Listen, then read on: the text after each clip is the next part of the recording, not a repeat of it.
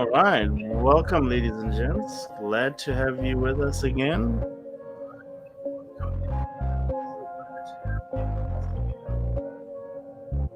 Just a little bit of an echo there, but yeah, this is the Gabe edition or the Valve edition, depending what sort of fan you are, or the Steam edition or version of the podcast. Today with me, I have Taye. I'm not sure if you can hear me. Taye, can you hear me?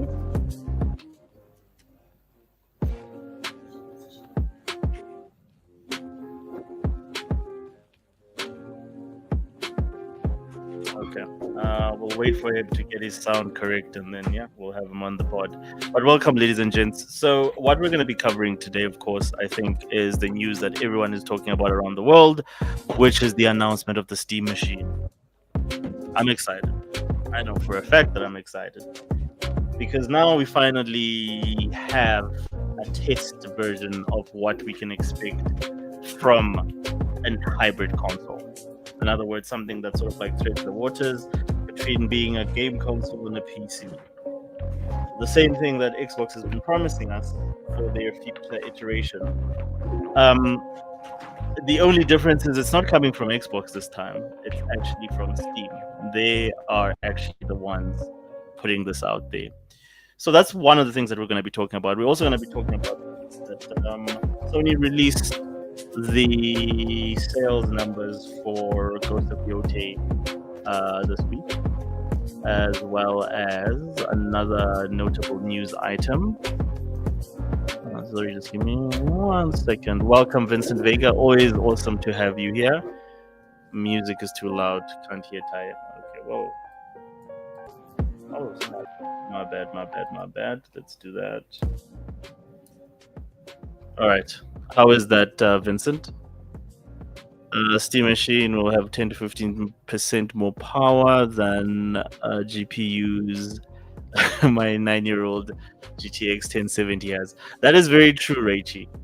How's the sound now, Vincent? Is it better? I still can't hear Taye. Like, I don't think he's saying anything. I'm gonna text him and just find out if he's actually on. I'll be up on my camera in a minute. I just need to tweak one little thing. So regarding the okay, sounds better. Okay, thanks, Vega. So regarding the Steam machine, so we're gonna have an in-depth conversation about the Steam machine and what does it mean for console gaming going forward.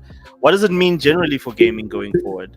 Is this going to be an actual threat to the likes of I think everyone is looking at the Xbox primarily before anything else. I think that's where everybody's thinking Xbox is in trouble. That's what all the memes are pointing to. But a lot of people are saying also this also poses a significant threat to the PlayStation, because now you're going to be able to play PlayStation games without having to buy a PlayStation on another console in your living room. So a lot to discuss, a lot to unpack. Also, with that, I think another thing that we are probably going to have to cover is the murmurings about the recent sales that were announced for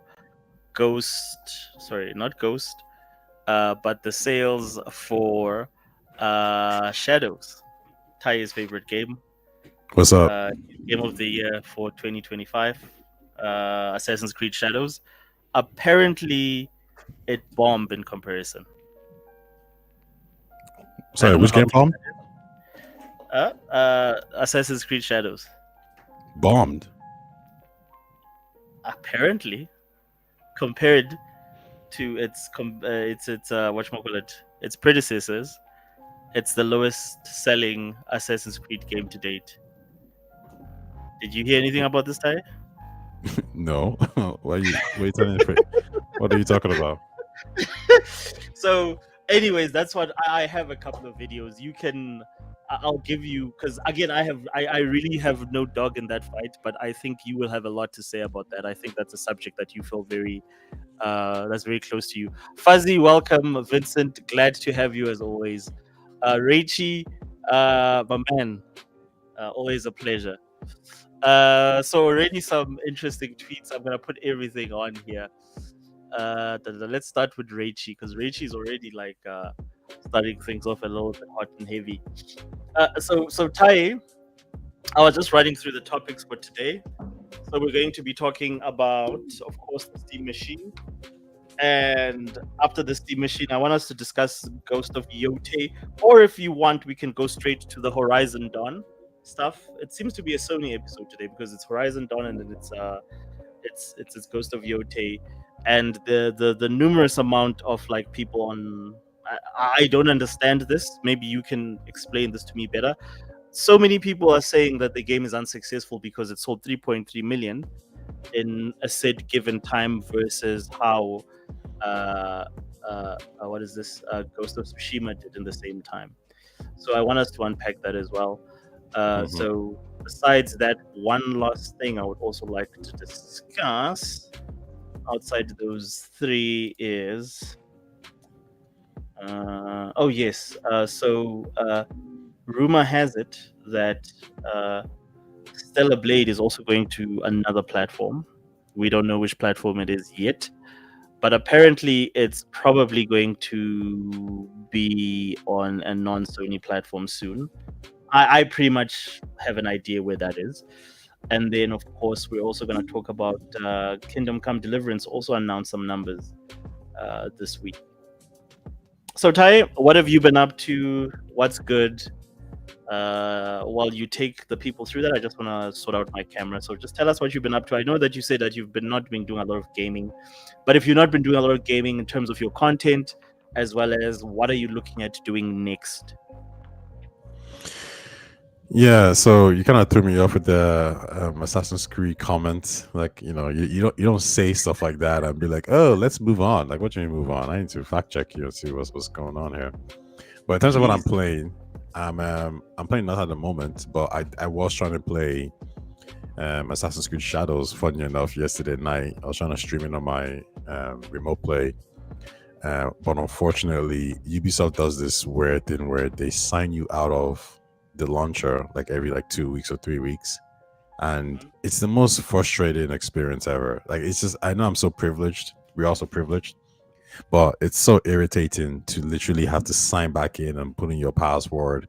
Like, I hate it with such a passion. And I can see why. Like, it got to the point where I was like, I'm just going to go buy this on Steam. I was like, I'm just going to buy this on Steam on a platform where I don't get kicked out like every time, So I definitely understand the PC master race Steam talking points to some extent, to be honest. It's frustrating. But I didn't get a chance to play it because once I did get in and reset the password, I then had to go and download all the files. And at that point, I'm like, man, I wish I could just stream this game, via xCloud or GeForce Now, because you kind of skip out on all those bits. So in the end, I didn't end up doing any of these things. But there is a mobile game I was looking at that looks pretty interesting. It's kind of like Mori Men, so Slay the Spire meets Gacha. And I told you about Mori Men's. Mori Men's is a good game. It's a Slay the Spire meets Gacha. And my critique of Mori Men's was that the story was just say the name again, because it sounds very like it's called Mori Men's. Mori Men's is a Japanese game. Yeah, it's a Android. It's a Gacha game. Oh, okay. And is it Japanese or is it Korean? No, it's no, sorry. Yes, you're right. My bad. Mori Men's is Korean. Okay, all right. Yeah, you're right. Like, I have no idea. Like, to be honest with you, so I'm curious. So where is it available? Which platforms? Because I'm if you want to go, I'm more than happy to go join you in one of these games. I mean, we had a good time with that other Mecha game. What is it? Mecha Break. Yeah. But I think we might end up having to do something different because this game is a very single player kind of focused game, right? Also, Mori Men's is Slay the Spire meets Gacha, and if you remember, one of my critiques of the game was the art style is very reminiscent of old school Victorian art style, but in comparison to the Gacha games I normally see, it doesn't do as much fan service, which is something that I don't really care. It was okay, but I did realize that's kind of weird that they're not leaning into that as much. Plus, the story it was a little bit uninspiring. They used AI to kind of write the story, and I think the dialogue wasn't great, so it didn't make me connect with the characters. But in this game, Chaos Zero Nightmare is basically a bigger studio's take on Slay the Spire meets Gacha, and the animations are much better. It has way more fan service for those people out there, and it seems like the story might be better as well. So I'm actually gonna download it and give it a try. I've checked some reviews, and I think some people have mentioned that like Moriman's gameplay is actually probably better. Still, just depends on what you like.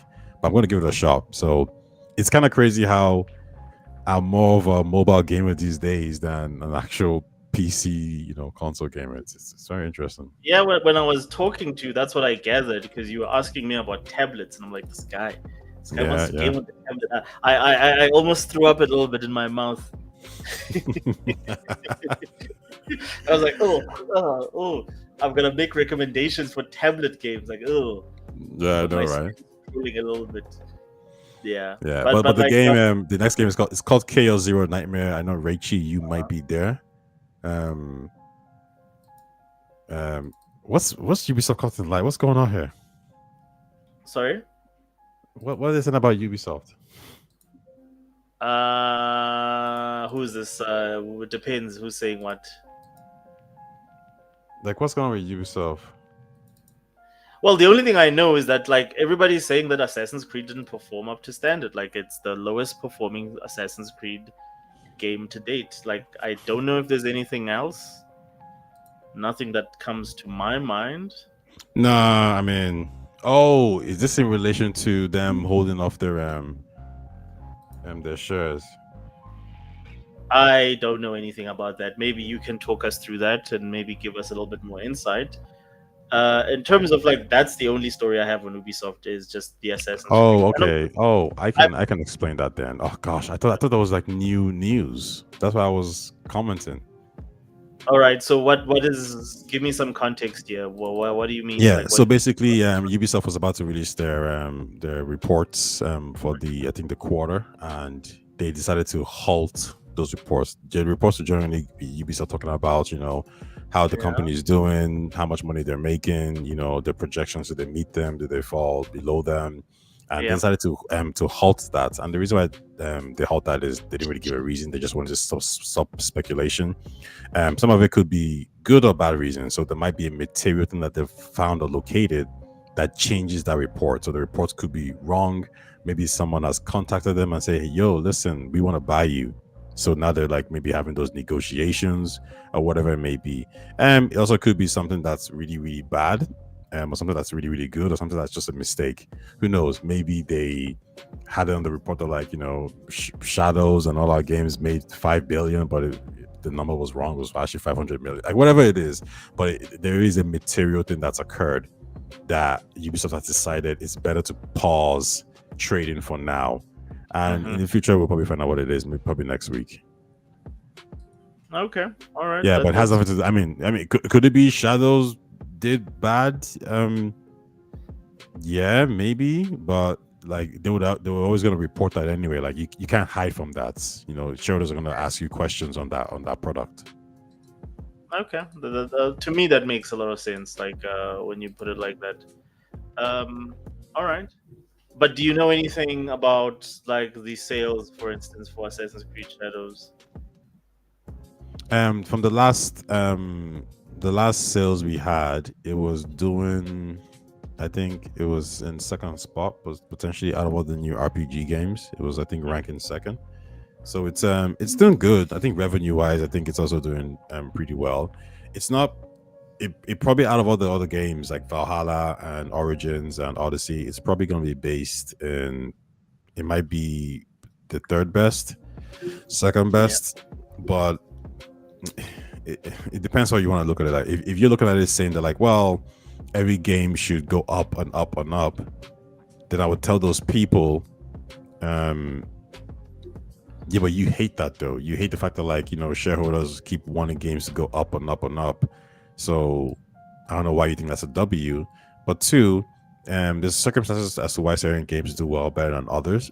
And I think something that I think is also really important here is that it's okay to say this game didn't do as well as the previous ones, but is it still profitable? Is the revenue good? And given the circumstances of the situation of what the game was in, can you say that, you know what, we turned this shit situation into a much better situation, and that's all we can ask for. And that's pretty much it. Okay. All right. So I don't have any opinion in terms of like the actual sales, because I would love to see what the sales numbers are. But like all I heard, when you get to the story, I'll show you the video, and we'll listen to the specific commentator. It's I'm sure it's one of your favorites. I know what you heard, because I'm thinking to myself that there's no outlet that has reported this or speculated this. So my mind jumped to like, oh, it's probably one of those right wing, anti woke news outlets, I'm because not this saying is what they anything. want. You don't say anything, but like, remember I told you these people, Yeah. everything they see in their lens is through whatever they want it to be. You know, if Yeah. something bad happens to the world, it's because of this. It's woke. If something good happens to the world, it's not because it's woke. Like, everything is just always whatever they want it to be. So I'm not surprised, because, you know, I did a quick Google search. I saw nothing, but I did see a negative article, and it was from one of the anti-right wing post people, or sorry, not right wing, anti-woke people. So I was like, okay, yeah, this probably makes more sense. But anyways, go ahead. Sorry for interrupting. Yeah, so even like what I saw, it's mostly from those guys. Like I don't remember seeing anything that was not from those guys. So yeah, so I think you probably are onto something when you say it's probably that.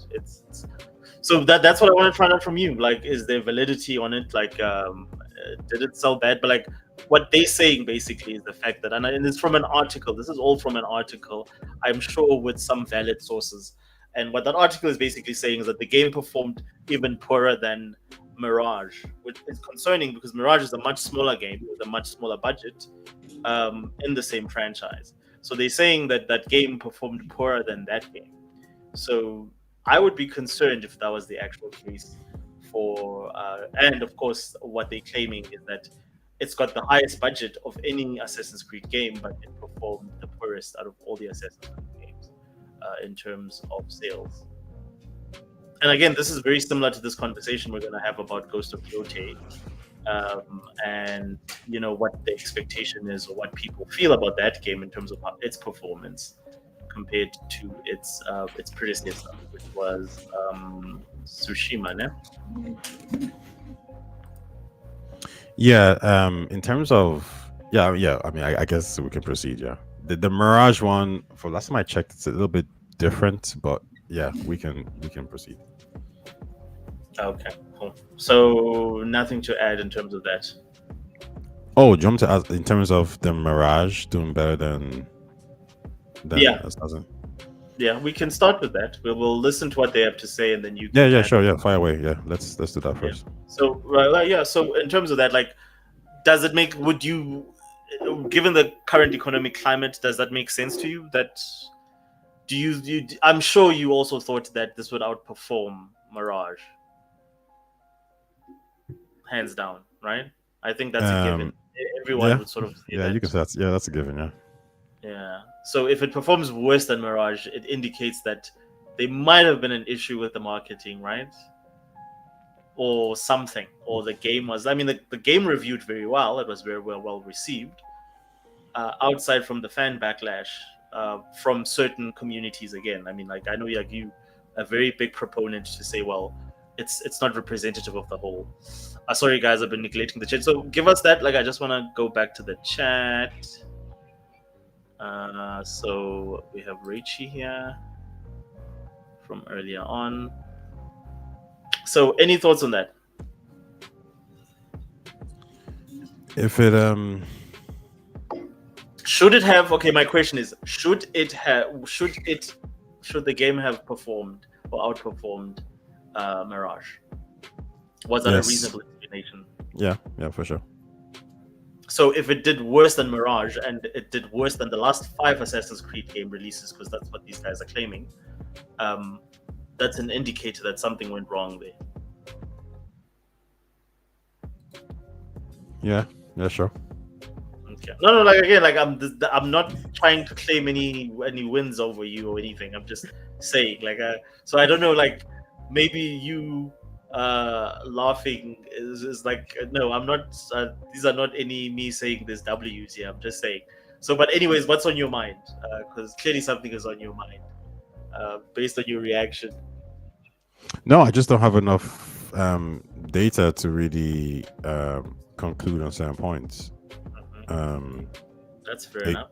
like Mirage could have sold more than it, sure, but then I think the other factor would be like how much revenue did Mirage make, and how much revenue did Shadows make. So I think this is another question that would determine if Ubisoft is happy or not with how Shadows has done. So yeah, there needs to be more. I need data to kind of speak on this, because there's a lot of data that said that Shadows was doing relatively in line with the previous entries in terms of from a player's point of view. 5 million players around the same time as the other games as well. So, but of course, Shadows probably cost more to make as well, right? So the profit margins were a bit smaller. But there's no new news in terms of data points.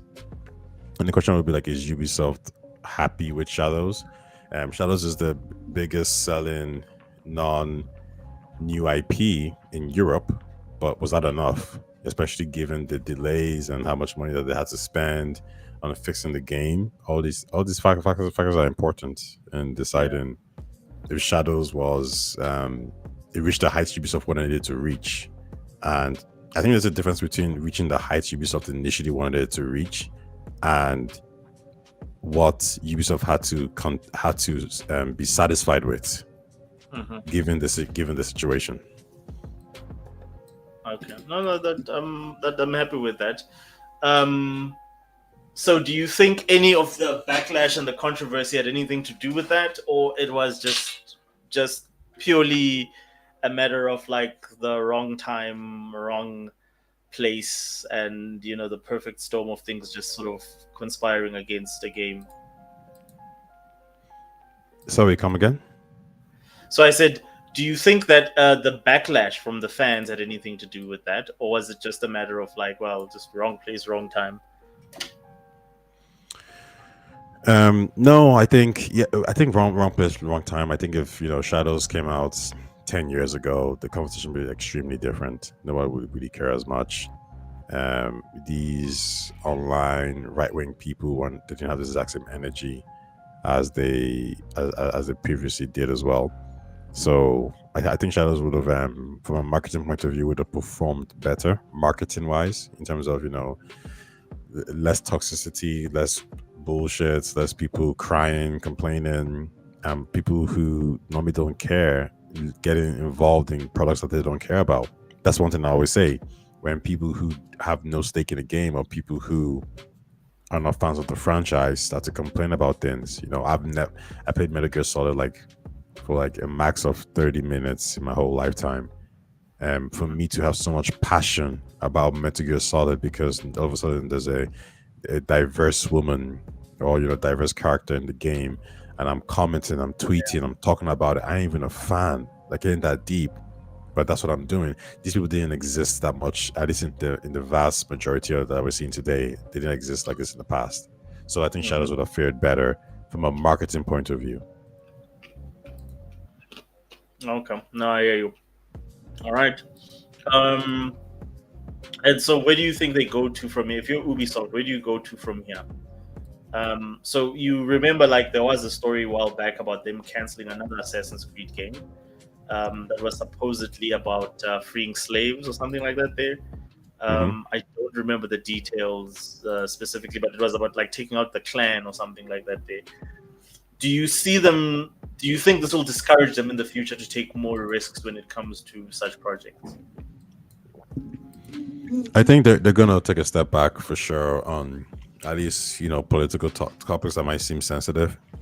Whoever knew a black guy killing KKK people in the South who were torturing a minority group was such a taboo, right? And this is why to these people who are of darker complexion, it's like you gotta choose who you support wisely, because it's one of those cases of like, you cut your nose to spite your face, because now, sure, let's say from an argument point of view, the anti-wokies won or whatever. Like, Ubisoft is like, okay, fine, everyone hates us, including the dark people who were making this game for as well. Everyone hates us, like whatever. Let's just, for argument's sake, that was what it was. Mm-hmm. Then Ubisoft turns around and says, oh yeah, by the way, we're not making any more games with like black characters because we saw the pushback. Well, now to the dark skinned people who were supporting this crazy fools online, well done now, because you're kind of completing the situation. You're kind of eradicating yourself. This is, I think we had a discussion once about, dark skinned conservatives who were voting against their own interests, and in the end, these people who they put in power would then try to like, gerrymander them or whatever, right? And try to take away their rights. And it's like, well, maybe you didn't like the Democratic guy who was going to win because he was going to do something you didn't like. But now the opposition that you voted for or you supported is going to do something far worse than that. They're actually going to target you. So you've become a useful idiot. Well done. Okay. Wow. So so basically what you're saying, or what you believe, is that like a lot of the guys who support, and again, like, and I want to talk about this because there's a trend online of like, you would think that a lot of the people, all the dissenting voices, are from Caucasian Americans, and I was shocked to learn that it's a surprising huge amount of the most unexpected people who are like very much pro, like for instance, the reduction of diversity in games, etc. And there's an example that I'm going to share with everyone today, later on, of that. It's a very well-known guy, and I'm sure everybody, when they think about that guy, they think, "Hey, it's a white dude." I was very shocked the first time I saw him. The very first time, like, he sort of showed his face online, and it was the exact opposite of everything I had actually expected from someone with such a very strong opinion on things like, for instance, diversity in games, brown people being represented in games, certain cultures and certain groups being represented in games. Again, like, for me, I just think, like, if you make a good product, no one gives a shit. If your product just becomes centered around politics, then it becomes a problem. So yeah, but anyways, so that having been said, I think let's get into the main topic of today's show, which is the GabeCube. So Tai, what do you know? Also, what are your thoughts so far on the new, or the and I know me and you have had like lots of back and forths regarding the, not necessarily the GabeCube, but like regarding the hybrid console and the hybrid strategy going forward. So I just want to find out from you. So what are your thoughts? Like, what are some of the things that came to mind when you saw that announcement from Valve regarding the Steam machine? So the first thing that really came to my mind is like, watch how people think this is a cool device and how people are going to be interested in this device. Specifically, watch the people who had negative things to say about the Xbox strategy approach, and watch them now say, well, now it's a good approach because Steam is doing it. And watch them give Microsoft an L for thinking about this approach, because now it's okay. Like, whenever Xbox does something, give them an L. Whenever they do something, whenever somebody else does something that they would have done or they were thinking about, it's a W, right? But aside from that, I think the device is pretty cool. I think this was always going to be the future of gaming, because again, as we all know, the reason why home consoles existed in the first place was to deal with a technological situation, a price situation, which comes from technology as well, and the application. But once you sort that out, what is the difference between an Xbox, a PlayStation, and a PC? They're all computers anyway, right? So we're getting to that point where these things are getting eradicated. The lines are becoming thinner and thinner and thinner. And the idea of separating them, or still trying to make it seem like they're not similar, becomes ridiculous, especially when they all play more or less the exact same games. All right, that's actually a good point to start with. So, do you think, because the talk right now is the fact that like these things, technically, my man, like everything is a computer. Your phone is a computer. Everything is a computer. But in terms of how the architecture actually functions and works, a lot of people are saying this is still not a console. This is far from a console. This is very much just like the same thing that people are saying about the Rogue Ally Xbox editions. That those are not consoles. Those are just different, or like different variations of PCs. What is your take on that?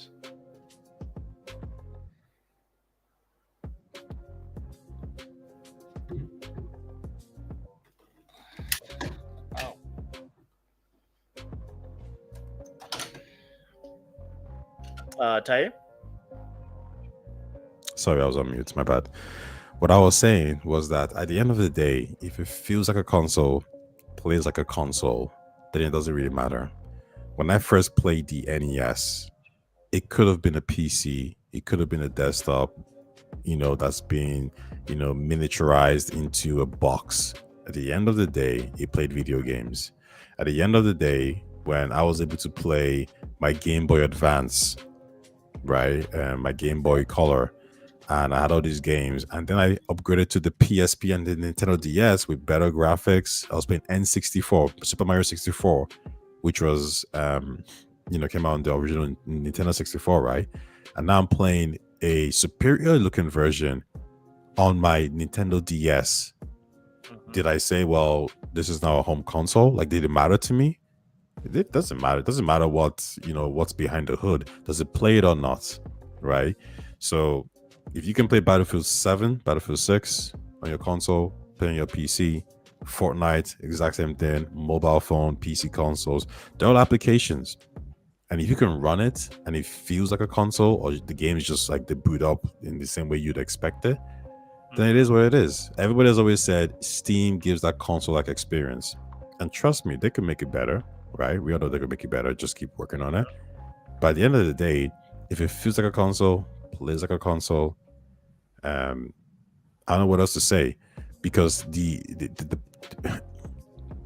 there's people who buy games and devices based on how it feels, right?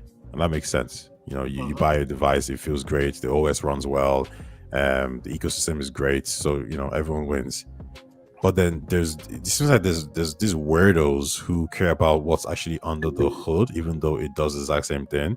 It's almost like, imagine. What do you mean weirdos though? Like, a lot of people are enthusiasts. Like, a lot of people care what engines are in their cars, and that's important to them. Like, how is if, that? if it does what it needs to do, then you're looking at brand names, or you're looking at reasons or excuses. Like now we're fanboyism over graphics cards, as opposed to, and even though they do the exact same thing.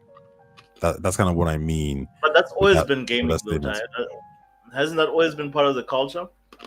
No, it hasn't been part of the culture, because when we were younger, we talked about the N64, the games, and the PS1, the games. And I talked about like the features they had. We talked about the fact that the N64 was a 64-bit console, and it had like twice the processing power of the PS4, but of the PS1, but the PS1 had CDs, so you could run, games faster. You could not faster, slower, but like better memory storage.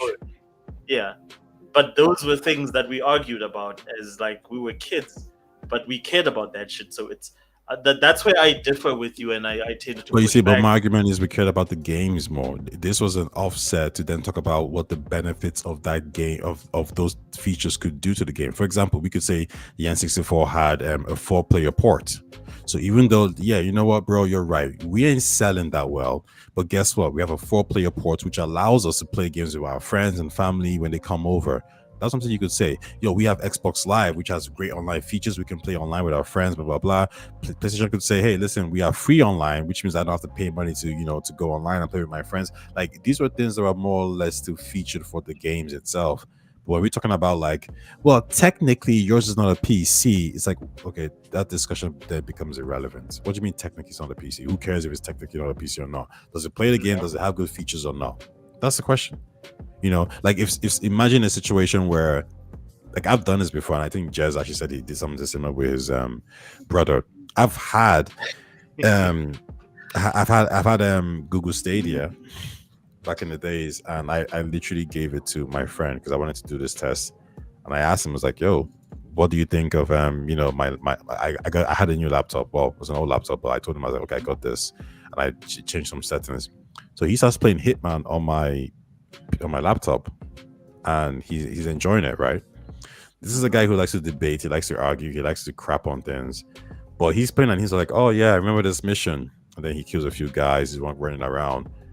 And after like 10 minutes of playing that, I said, but this isn't local, by the way. He's like, what do you mean? I said, this is streaming. I'm streaming this game.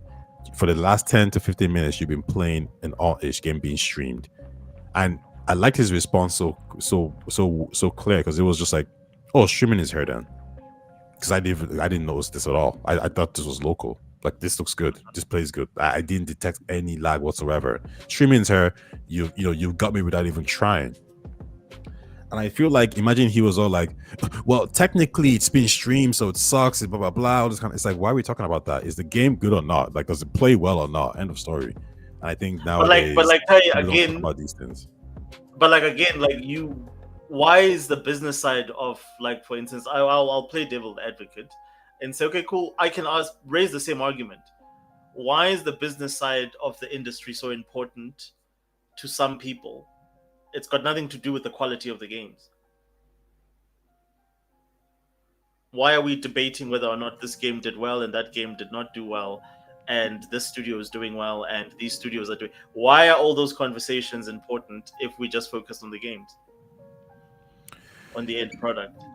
The issue that's happening here is that people want to focus on the business side of things, but they don't actually know any business whatsoever. You know, there's a fundamental difference between, like, if you, let's look at the rock ally, for example, right? Mm-hmm. If you're somebody who says, the rock ally sucks as a consumer, and maybe you can say it sucks. The OS sucks, the graphics sucks. It's too expensive. Say all this as a general review as a consumer. Yeah, the problem occurs when you then see the sales and you try to use data to justify how you feel about a product. Because now what you're saying is, well, it sold 700K, so it's trash.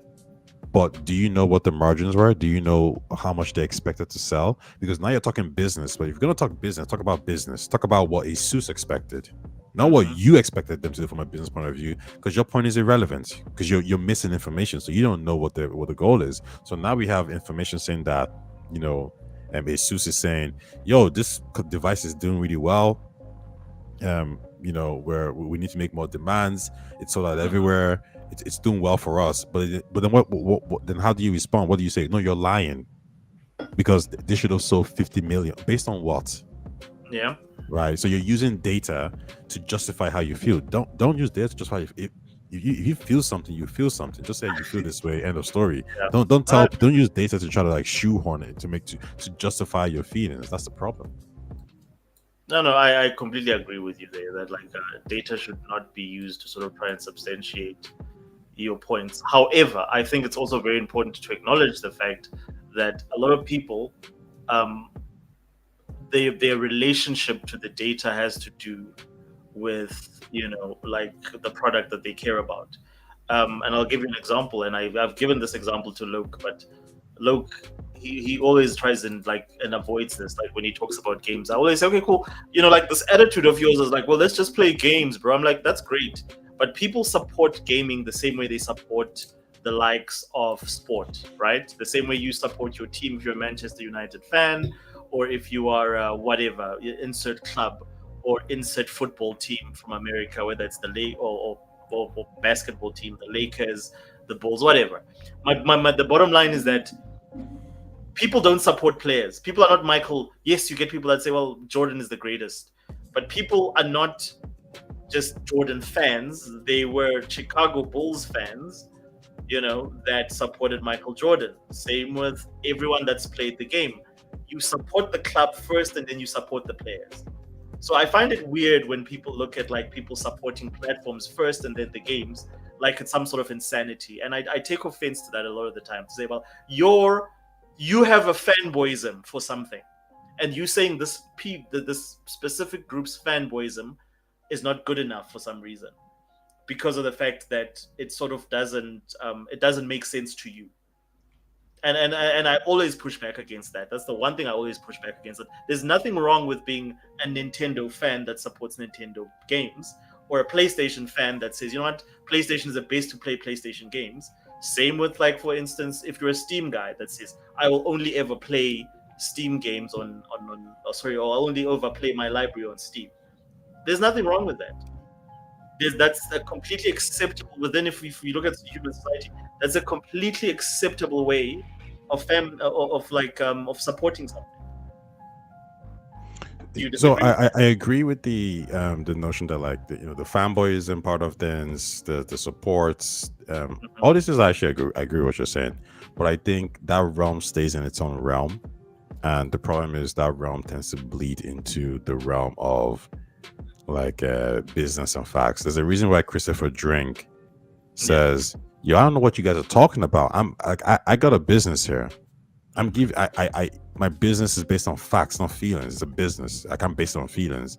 So when I say something is happening in the industry, and your response is, no, it's just Xbox, it's just this and that. It's like, bro, I have the data. Don't tell me how you feel about it. Like, I'm telling you what the facts are. Then when Matt Piscatellis comes out and says the exact same thing, he's like, yo, I'm using data, bro. And I think that's what's happening here, is people are trying to use... I've never once, when I was even a kid playing this fanboy game, I've never once used like hardcore data to justify something. I would just say what it is. Like, the GameCube is more powerful than the PS2. Yeah, true. I'll say that. That's not a point you can fight on. But then you can then say, yeah, but we don't really seem to care about power because we just go for products and games that are good. That's why the PS2 sold so well. Like, those are facts as well. Like, these are the discussions we can have when it comes to, like, a factual discussion. But when you start to cherry pick data points to suit your argument, that's when I think you've just lost all credibility. I can't give you 5 reasons why the Steam machine makes sense and Valve is going to drop one soon, and your response is, no, they're not, it's stupid, doesn't make sense. And I'm like, based on what? I give you reasons why it's going to work and why they're going to do it, and you don't really have anything to tell me why they wouldn't do it. You just tell me how you feel, and then you try to get some data points and say, like, well, it failed before. I'm like, I know it failed before, but, like, why did it fail before? Because you know why it failed before, you can see why it might succeed now, right? Because now you've, like, mitigated those failures. And then as soon as the machine gets announced, your response is not to say this is stupid. Your response is to say, oh, this is actually kind of cool. It's like, wait, whoa, what happened 2 months ago? Like, what changed? So listen, you can say, oh, I was wrong, I thought that they were going to release it. But for you to say, oh, it's cool now, then that's when it's like, okay, like, yeah, this is where I think the fanboyism is kind of has changed. And listen, I've debated with you a couple of times on some of these topics. We went back and forth, and you're guilty as well. You're guilty as charged of saying things, and then as soon as, like, something happens, you're like, okay, now it's okay. Now I get it. So you as well, fraud. Give me an example. Okay. If you're gonna call me a fraud online, please give some examples. So it's I'll give you an example. Like, when I said, yo, in a hypothetical situation, you're the CEO, you're Guillermo, and Shadows is kind of falling apart. Someone's hired you. Hey, listen, can you help us rebuild the brand? It is what it is. We want this game to kind of do well and succeed in its best potential way or shape or form. Everybody who I asked said, okay, this is a job that they're giving me. I'm a consultant. I will tell them to delay the game. I'll tell them to kind of fix the marketing, tell them to focus on the good parts of the game. But everyone said more or less the exact same thing. You are the only one who said, I will release the game. And I'm like, why would you release a game? The marketing is completely in a shit show, and the game probably isn't ready to be released. You want to release it still? And you're like, yeah, I'll just release it. Just And release it. remember, Yeah. and then we spoke about it with Loco as well. And Loco was like, "Why would you like? Of course you wouldn't release it. Come on, Osh, that doesn't make sense." But the It reason why makes you would release it is because you were speaking from an emotional point of view and not facts. no. That was to me one of the most unemotional things. That was the most business decision thing I said to you. I said I would release it because I don't see why we should spend more. We've No, spent because you hundreds destroyed the of millions brand. on You know, shadows. because you destroyed the Why do brand. we need to spend more money on? You guys have already fucked this up. Why am No. I putting more investment into this? You are Only being thing hired as a now, consultant to turn a release it shit and situation then into a fix it better later. situation. Sorry. You're being hired as a consultant to turn a shit situation and make it And I'm better. telling you, that's the best. That's the best decision you can make. You no Because no no You're because not gonna make any of this money back if you any more money that you're putting in there is already lost. You've already backed a losing horse. This horse is fucked, bro. It's not going to be able to turn this thing around. So I'm saying to you, release it and then repair or fix whatever needs to be fixed afterwards. You trying to still add another 6 months because you think you can. What are you gonna do? You're gonna throw some sprinkles on the turd, and the turd is going to be like reasonably better. No, like release it, put it out there. Don't spend a single dollar over and above. It will still sell because it's Assassin's Creed. It'll sell at the back of the fact that it's the name of the game. It'll still review well enough. Star Wars Outlaws came out, and the response that everybody said was, "Yeah, it's okay, but like there's just like weird glitches, weird bugs, there's clearly things that clearly just didn't make sense. Why is it that when I have a weapon and I climb, the weapon drops automatically? There was issues with the game, and then they patched the game." And they realized, and everyone said the same thing. If the game had came out in this state that it's currently in, it would have fared better. Because what then happened is people started to talk shit about the game, say it's broken, it's a mess, don't buy, wait for sale, etc., etc. It damaged the brand.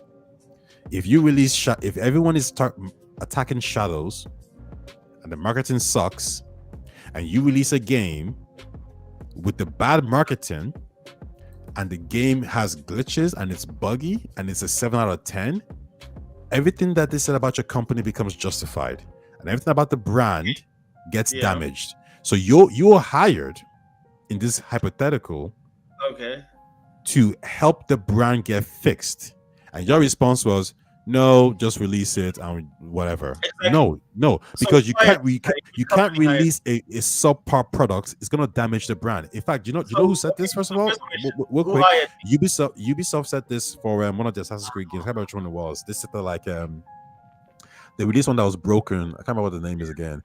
And they said it themselves that like it damaged the brand because the sequel that came out, they said the reason why the sequel didn't do as well is because people lost faith in the brand. And you tell them to release a Shadows game that already has bad marketing? Well, I'm asking you one simple question, and you've already answered it. But who released the game, eh? Who released the game? Whose game was this? Ubisoft's. Okay, and Ubisoft has always released products that ship and launch at a pristine condition. So wait, you know what? Hold on a second, because we actually have an answer to this. Yeah, do you think releasing Redfall was beneficial for Microsoft, or do you think they should have just canceled the game? No. So why? Because it damaged the brand. So again, like, what brand did what brand recognition does Redfall have? No. It damaged Microsoft's brand. Microsoft's brand, well, what brand? Like, what brand did Microsoft have up until that point? It added to the idea that they can't release good quality games. Okay, fair enough. That's fine. But like, Ubisoft has been releasing broken. Like, up until this point, everybody in every game they've released, including even the likes of Valhalla, have released in somewhat of a broken state with a whole lot of no. Valhalla Origins and Odyssey didn't release in a broken state. No, they didn't. Valhalla was pretty broken when it released on next gen. It was. Dude, go watch all the Dear Found. No. I'm not disputing that. I don't like, because I had it on PS4 and it was okay.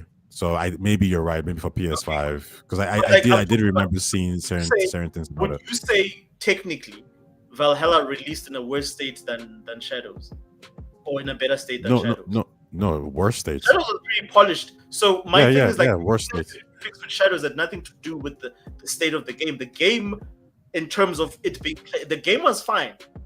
The problem is that your messaging and your marketing fucked it.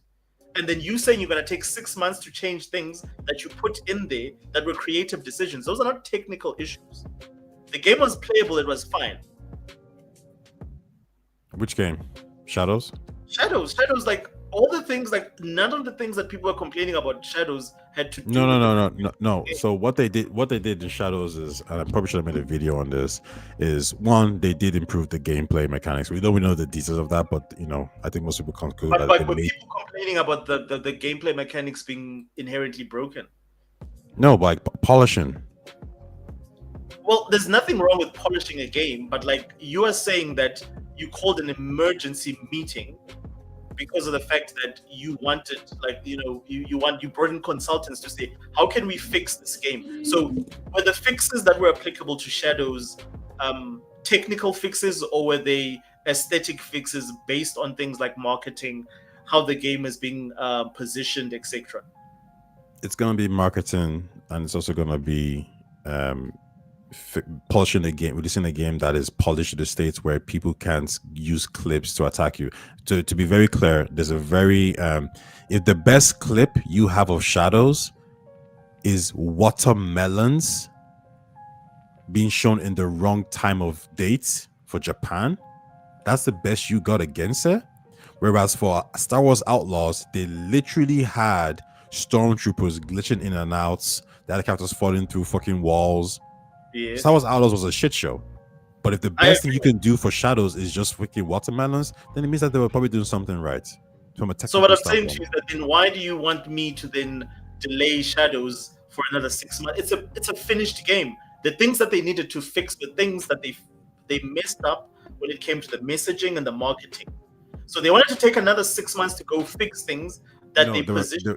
They were clearly fixing the game as well. Like, it wasn't just the marketing. But like, was there significant outcry in terms of what the game, like the state because because the game wasn't out. Nobody played the game like that. People who played the game said it was okay. It was sorry. Like, that's what I want to understand. It's like, what was it that had to be fixed or addressed if the game, nobody had played the game and had a negative pushback to the game? You bringing me as a consultant to say, well, do we need to delay this game so that we can fix things? What is it that... I'm confused. Do you think that they delayed the game for how long it was, 6 months, 4 months, just to do the marketing? Like, they didn't do it to actually polish the game? Okay, cool. So you're saying that the game was unpolished. Are those the things that you brought the consultant in to speak on, in terms of, like, if the game is broken? I said to you that, like, if the game has broken bits, or that there's parts of the game that's broken, then we address those. But we're not going to take 6 months to address shit that you put in the game that you want to remove or change because of the fact that you've got like negative feedback from the fans. You made those decisions. Let's go ahead and you release it. The game is playable. It's not a broken game. There was no reviews that came back and said the game was broken. That is why I said, like, why do you want to take another 6 months or delay it for another 6 months?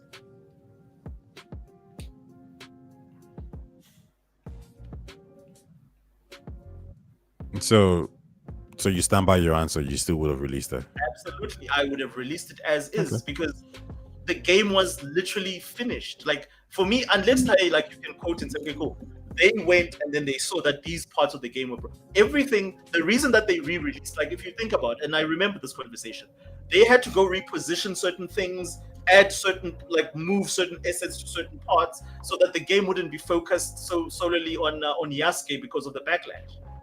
That was the things that you said to me, like, well, wouldn't you do that so that you can get the game, in a better marketing position when you release it? I'm like, no, you made those decisions, stick by your decisions, and release it as is. If that's the only time that I would be okay if you wanted to release the game, if you wanted to delay the game, is if there were actually technical issues, a la, what is this, Cyberpunk, that you needed to go and address because the game is fundamentally broken. Ubisoft. So one of the things Ubisoft said. So one of the things that Ubisoft said when they were delaying Assassin's Creed was they said that they wanted to polish the game, the parkour and the stealth. They wanted to fix bugs, and they wanted to incorporate player feedback, and they wanted to take the learnings from Star Wars Outlaws buggy launch and soft sales into consideration. And this was very clear. Star Wars Outlaws released, and it was literally like a 6 out of 10, 7 out of 10. Everyone was saying like, I mean, it's just buggy, it just doesn't like, it's just weird, and the stealth mechanics are just strange. Like it just seems like this game which just came out. So and everybody knows this. Like, don't release a bad game, release a polished game. And that's what they did. They took time out to make it polished, but at the same time, you also address the marketing. The idea that you can't even come to this conclusion just shows how much of a shill you are. A shill for who, Ty? Like, who am I shilling A shill for your anti-wokies. All I'm saying is like for me, give me reasons. If you give me logical, like practical business reasons why this game has to be like drastically, like why we have the idea that like you think that like, well, the marketing sucks right now, and for some reason everybody's rushing on this game, I'm just gonna release it anyway. Like, why would you release it? Because it's not about money, it's about the brand. Your pushback is because of the marketing and not the no actual I said everything. Maybe not him properly. I said everything.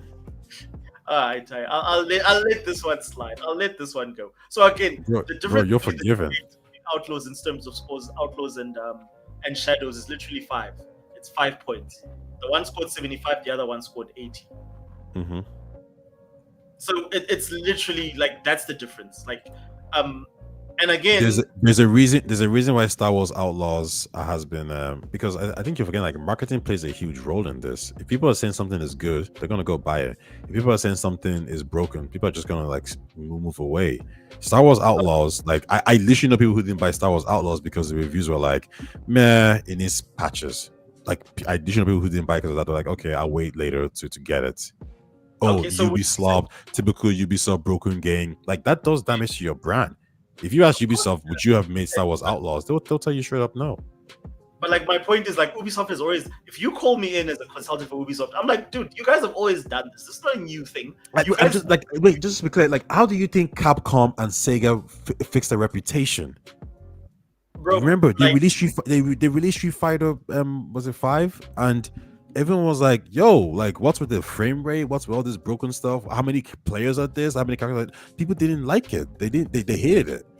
And then Street Fighter 6 comes out years later, and Capcom was like, yo, it was learning experience. We had to do this. They damaged the brand with Street Fighter 5. Okay, so what's your point here so I can crush it? Well, your Sega point. What are you saying about Sega? My point is when you release consistent products, eventually what happens is you get a reputation for consistency.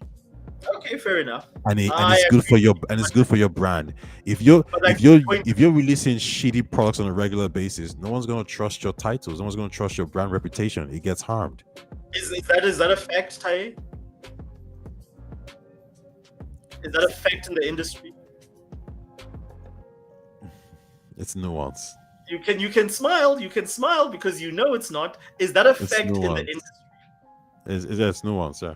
Unfortunately, I don't have any angry Joe Madden releases of videos. It's nuance, but these are casuals. They don't give a crap.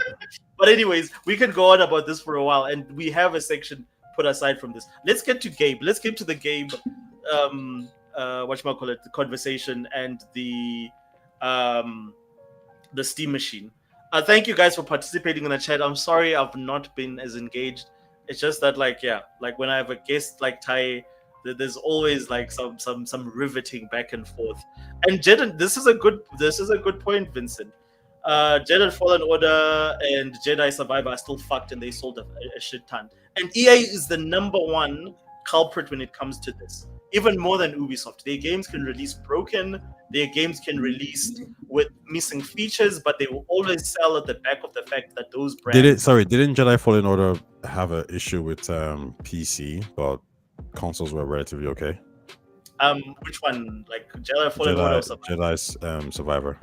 So Fallen Order had issues on both, because I had the game, I remember, on all platforms, and it got fixed as it went along. Survivor as well had a lot of issues because of Unreal Engine. Unreal Engine doesn't play nice with any platform. So there were issues and stutters, and you can go and check all the different DF Foundry videos, but like there was always issues with that game on all platforms. It only, like, they sort of fixed it as it went on, but it didn't affect its sales. It still sold very well. Because it's a known brand. It's the same thing I was banking on if you brought me on as a consultant for Shadows, is that your game is going to sell anyway. If you fix it, you might get 1% more sales. Because the people who buy Assassin's Creed don't give a crap about, they just want Assassin's Creed. They don't care about like the 1 or 2 like you tweaks. Yeah, but like I'm looking at the details here, and everyone says that like, yeah, the console versions weren't amazing, but the PC version was disgustingly bad, and I think that's where most of the critique was from. It was the PC version was trash. So the console players are a little bit different, and there's something that I think people forget. Like console players are very lax. Like you can drop something that's a bit broken for them, they're okay. PC players are a little bit more anal, so they're the ones who are going to complain the most, and they're going to push back. But I think what you're right, like it falls onto its brand recognition. But sometimes I think it's important here is the Jedi games are also like good games. They're not games that like people perceive as slop. If EA had the same reputation as Ubisoft during this period of time, where everything is toxic, and then you have governments raining down on you, you have to, all you can do is control what you can control and do the best for that. So for example, I would look at Dragon Age Veilguard.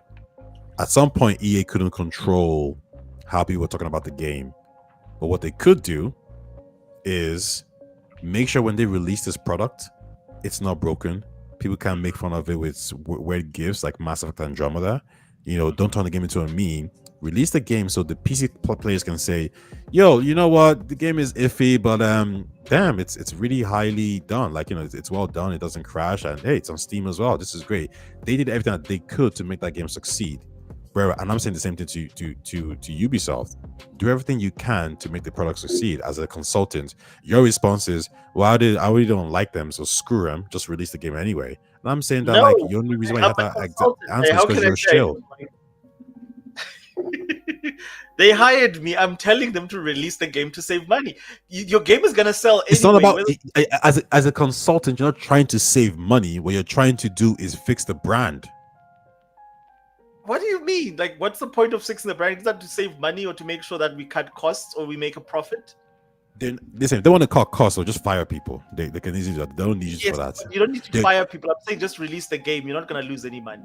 You're going to make money. Everyone in the chat, you heard that? Osho says just release broken games. Doesn't really matter. Brand reputation, who cares about brand reputation? Release broken games. You know, it is what it is. And this is not your perspective, by the way. Like, a lot of the times you are very anti this sort of a pro. But okay, it's fine. You're pro gamer for this conversation, Tai. But I want us to let's get started. So Tai, like, you sent me a lot of stuff like over the chat regarding the new Steam machine. If you have any clips from your side that you want to share or any sort of like different perspectives, please do so. I normally, for this type of shit, I always go straight to Digital Foundry because they're the most well-known and the most sort of reputable amongst gamers. And of course, there's others that like Nexus Gaming and, you know, like you got your Linus, and you've got like, for instance, all these other PC outlets. Vix is one of my favorites, and he hasn't covered it yet. But like, my point is that like, in terms of like console gamers, this is like the outlet that everyone is familiar with. And I just wanted to play this, and I'll stop it. You know, please, any point in time you want me to stop, let me know. Sure. Yeah.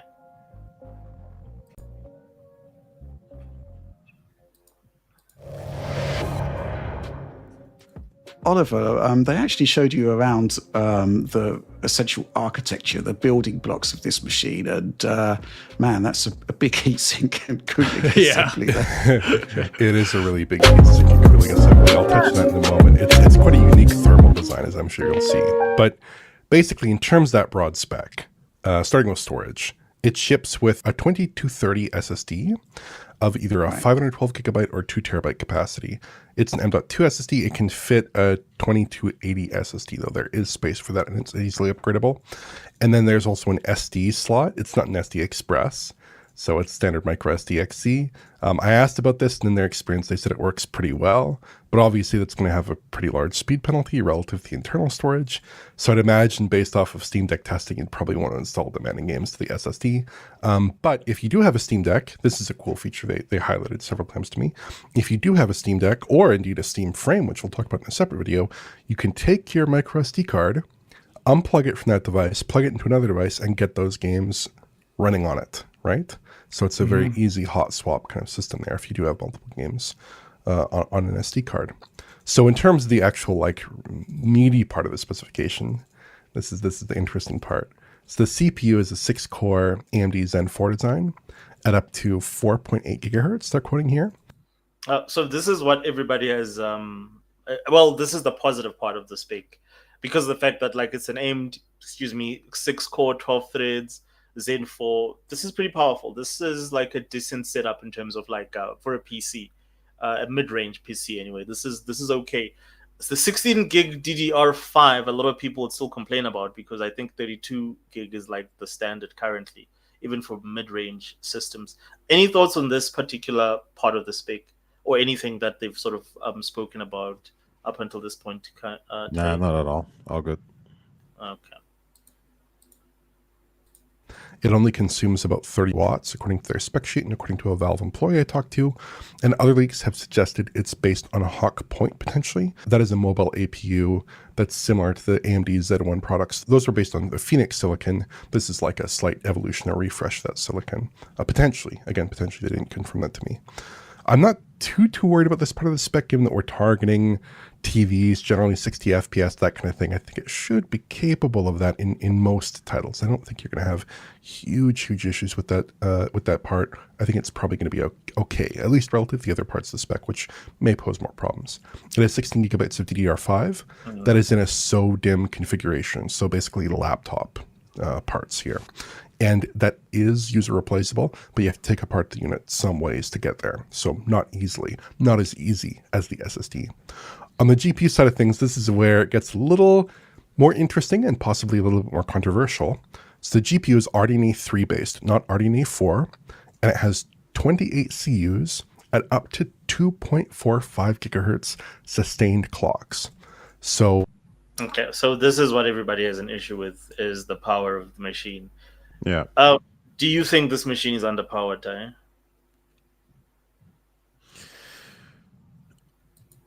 I think to a portion of people who would be interested in this, it is. But I think also to the people who actually might probably looking to buy this, probably not. I think it's probably seen as a very casual device, in the same way how the Steam Deck isn't really a powerhouse. This is probably looking to do something quite similar.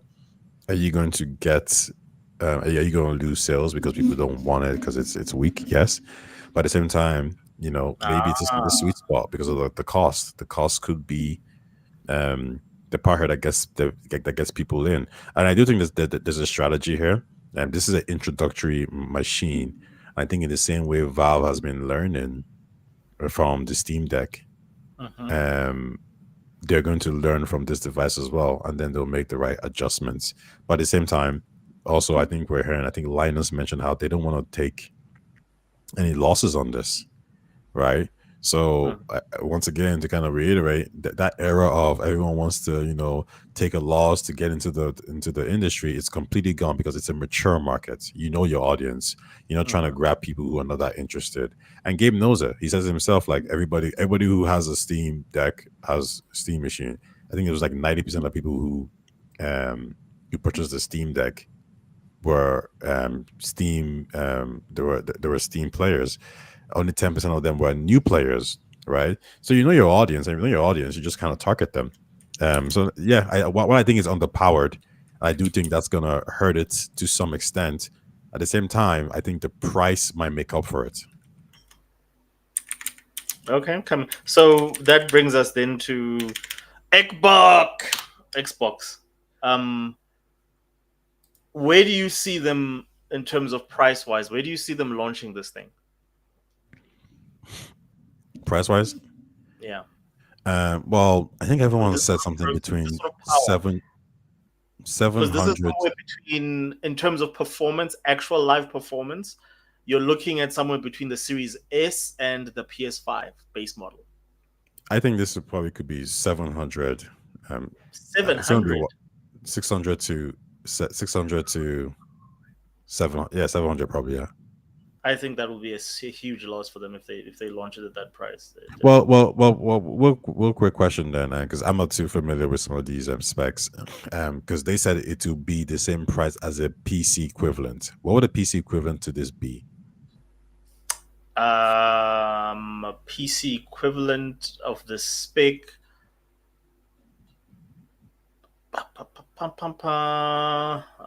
So basically this is a 70. It's an RX 76. I'm just not sure. Okay, the only issue, right, that will drive costs up is the fact that it's a Ryzen 4. That will drive costs up somewhat. But you could build a PC with this equivalent performance using a lot of these components, I think, for about $599. So $600 probably. Mm-hmm. I mean, we could look it up.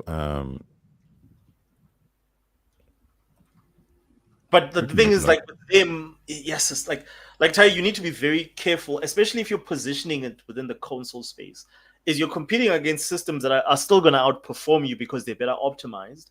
So if you're going to launch a system for $699, you're competing against the Series X, and you're going against like literally narrowing to the Pro, and you're not going to give the same performance on a big screen TV. I want to show you something while we're still on this. I want to share something also with the chat. So this is the thing. This is why I think they chose this, right? But this, again, to me, they have to get the pricing right. You can't make this thing cost a freaking fortune, man. Like it will hurt you. Let's see. Understand. Okay, I don't want to do a video. I think, okay, let's say slides then. No, don't want to do that. I just want to share a photo, basically.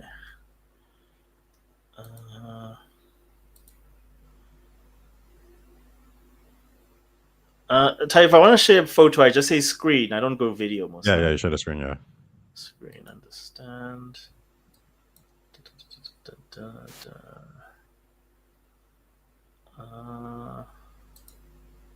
And the photo must be open already, right?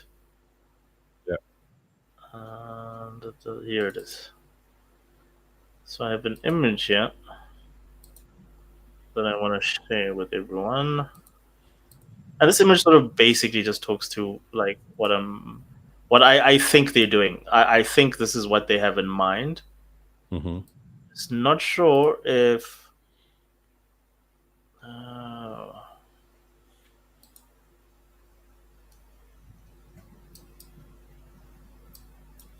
that's weird. It's not giving me an option to share this particular image.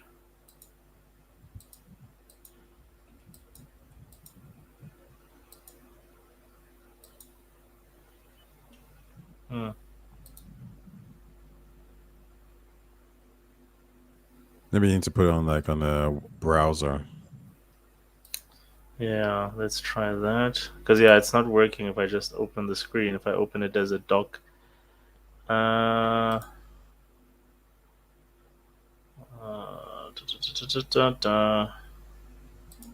Okay, well, while I wait for that, so if we look in the AMD parts bin as to what that likely is, it's probably Navi 33, which is the same die that's an RX 7600. That chip, though, has 32 CUs. So this would be cut down slightly from that 32 CU allocation to 28 CUs. Valve says it's semi-custom. I assume that semi-custom means off-the-shelf part, new configuration, right? That's usually what that means. So in this context, it's not actually a very new part, I would think. It has only 8 gigabytes of GDDR6 memory. And if you think about the memory configuration there, it's probably a 128-bit bus, which would be no surprise because that's the maximum memory bus configuration in the Navi 33 product. I did submit some more detailed questions about the memory bus and things like that, but I did not get a response back in time for the recording or publication of this video.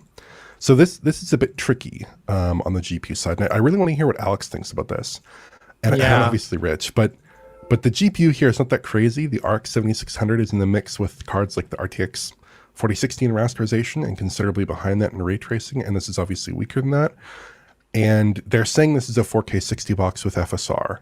Now, that's really going to depend on the game, is my feeling on that. We can talk about that a bit, but like I did play Cyberpunk on it in a few scenarios, and they were saying it would run at 4K 60, maybe 50 to 60 FPS, some variability there.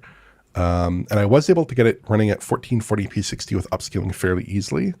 And I turned on the ray traced sun shadows and RT reflections, and it was dropping to something like the 30 FPS range. It was a little bit jittery though, because the TV they were demoing it on did not support VR. Can you pause it for a that was second? an interesting choice. So that was a little bit unpleasant. Yep. I think something here that is important, and you have seen it with the ROG Ally, and people don't know it yet as well, because whenever they get into this space, okay. When Valve said they were doing a Steam Deck, if you were to ask people back then, they would have said, why are you making this? This sucks. This doesn't make sense. If it sells less than 20, 30 million, it's a failure. The PSP is going to sell more than this. The PSV is going to sell more than this device. And I think if you were to teleport that person into the future and you told them like, yeah, you're right, they only sold 6 million units, that person will call the device a complete failure. But Yeah. when he talks to the people around him or sees what people are saying, he realizes that the sentiment is very different. People are actually, oh yeah, that makes sense. It grew the platform. People were buying more games. People, it was great for the consumer. Whatever. Uh-huh. And I think that's something that's happening here, and it's also something that's going to happen with the ROG Ally and the Xbox ROG Ally as well, where people can shit on it because they don't want it. They think it doesn't make sense. It has to sell over the Switch or whatever it is. But then when it comes down, it does the numbers it does. You have to really ask yourself, what was the objective of the platform holder, and the person who released it? And that's how you evaluate its success, not based on what you think it is, but based on what that platform holder had in mind. So when ASUS says, yo, the ROG Ally is doing great, then it's a success. When Valve says we're happy with it because of the numbers, then it's a success. And I think what happens with the Steam deck here is, the Steam PC, the Steam machine, is that Valve has done their market research. They know the people who are going to probably buy this. They know that if they made it more, if they improve the graphics, the price will go up, and it's going to scare some people away. They know if they made it too weak, it's going to scare some people away. So really what they've probably done is they've just found that sweet spot. And the point here is, it's not every device that comes out is for you. You might be upset that it's not for you, but the world and the market doesn't revolve around you. The ASUS ROG Ally, the Xbox ROG Ally, isn't for me. The X version isn't for me either. The cheaper version isn't for me either. And when Sony releases the PlayStation Portal, and I love the quotes that she was saying, the head of I can't remember her name now, but the head of the PlayStation Portal, she was like, people would tell, like, people weren't happy with this device, but bro, it wasn't never meant for you. It's not a standalone device. It's meant for people who want to stream. Like, and that's what we made it for. We identified a group of people, and we said, let's make this product for this group of people. Yep. So then when people like you come through and say, well, I can't afford it, or I think it's too weak, well, it's never meant for you. The Series S isn't meant for me. It's not meant for you either. So why would you complain about its spec? It's meant for people who wanted a low-cost option. So when I look at the Steam machine, it ain't dead on arrival because it's too weak. It's just that they've probably identified the market that probably wants this device. Okay, absolutely, you're right there. You're spot on. So I don't know if you can. I don't know how clear the image on my screen is. Fair enough. So basically, that is the Steam survey. That's the Steam hardware survey. This is what I believe they based on what they made the system of. I'm just going to take the comments off for a second so I can just go through that. So if you have a look at that, it's basically a 16 gig RAM. Like, this is the average Steam user. They have 16 gigs of RAM. They run an Intel processor between 2.3 to 2.6.9 gigahertz, 6 CUs, which is what the console is, a 3060 graphics card, which is the equivalent or more or less on the same power level as the RX 7600. 8 gig of VRAM is what everybody has, and display resolution is, of course, 1080p for most monitors. And so they literally took the spec and then they built that device after that spec. So to me, that makes logical sense as to why and what the market is. It's not for high-end guys that want a 5090 or 5080 device. They can probably offer those options down the line, but what they want to make sure is that everyone that cares about access to Steam or their Steam library can do that on a cost-effective system. So I completely agree that in this case, again, this is the thing I like about Steam, is that their logic makes sense. Like practically how they go from one point to another makes sense. They don't just wake up one day and just decide like to throw everything against the wall and say, oh, this is the direction that we're going. You can see where the thinking came from that led to them releasing the system. So for everyone that's saying that this is too weak, I'm complete agreement with you that this is targeted at Steam users that, the average Steam user. The average Steam user is not a guy that has a 5090 or a 4080. like forget about that shit, all the shit that you see with the mainstream. A lot of the guys that are the mainstream sort of PC guys right now, they all very focused on the high end. They don't understand that a lot of people who play Steam games, which are indie games, just need something that runs at 3060. This is a graphics card from 2018, and it's still the number one graphics card on their Steam survey. There you go. So I agree with you there completely. So I'm not gonna play this whole thing. I just wanted to just play some of the highlights. I'm talking about like the video. But while I'm playing it, please, like, if there's anything that comes to your mind regarding where no, not this. Regarding where they're going with this box, or some of the things that you think, like for instance, and I'll get into like the comparisons between this and the Xbox. But like, if anything comes to your mind, please feel free to stop me, and then it's definitely going to be 4K 60 for some games with FSR, but like saying that as a blanket statement, I don't think that's going to be true. If you look at the current gen consoles, oftentimes they're 1440p 60 boxes, right, or 4K 30 boxes with similar kinds of upscaling. They said the GPU pulls about 110 to 130 watts. In the spec sheet, it says 110, but they quoted up to 130 to me. And the overall system should have a power draw of about 200 watts under load, according to an engineer that I spoke to.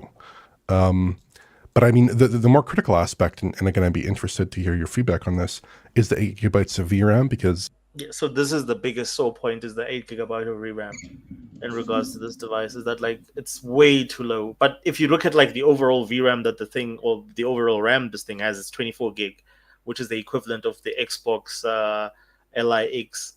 8 gig of VRAM, 16 gig of memory, whereas consoles normally have unified RAM. Like for instance, the Xbox Series X just has 16 gig of RAM for the entire thing, for the entire system. Because again, it's built, it's customized. It's not built as a PC. It's a custom ARM processor for Microsoft or Sony, for that matter. Yeah. So for me, this is my biggest like sort of like drawback for them, is that like I'm curious to see how they're going to optimize. I don't think this is going to be a problem for really for Valve or for Steam, because they've proven in the past that they are able to overcome these hurdles because they control the Steam OS. They have complete control of it in terms of like how they optimize things, the modes that are available. They can do all that there. So I think they're going to optimize very well for the TV, for the living room space. My only problem is So I was going to read Fozz's comment, and he says, no Roblox, no Minecraft, no sports games, no GTA Online. This isn't going to sell to casuals at all.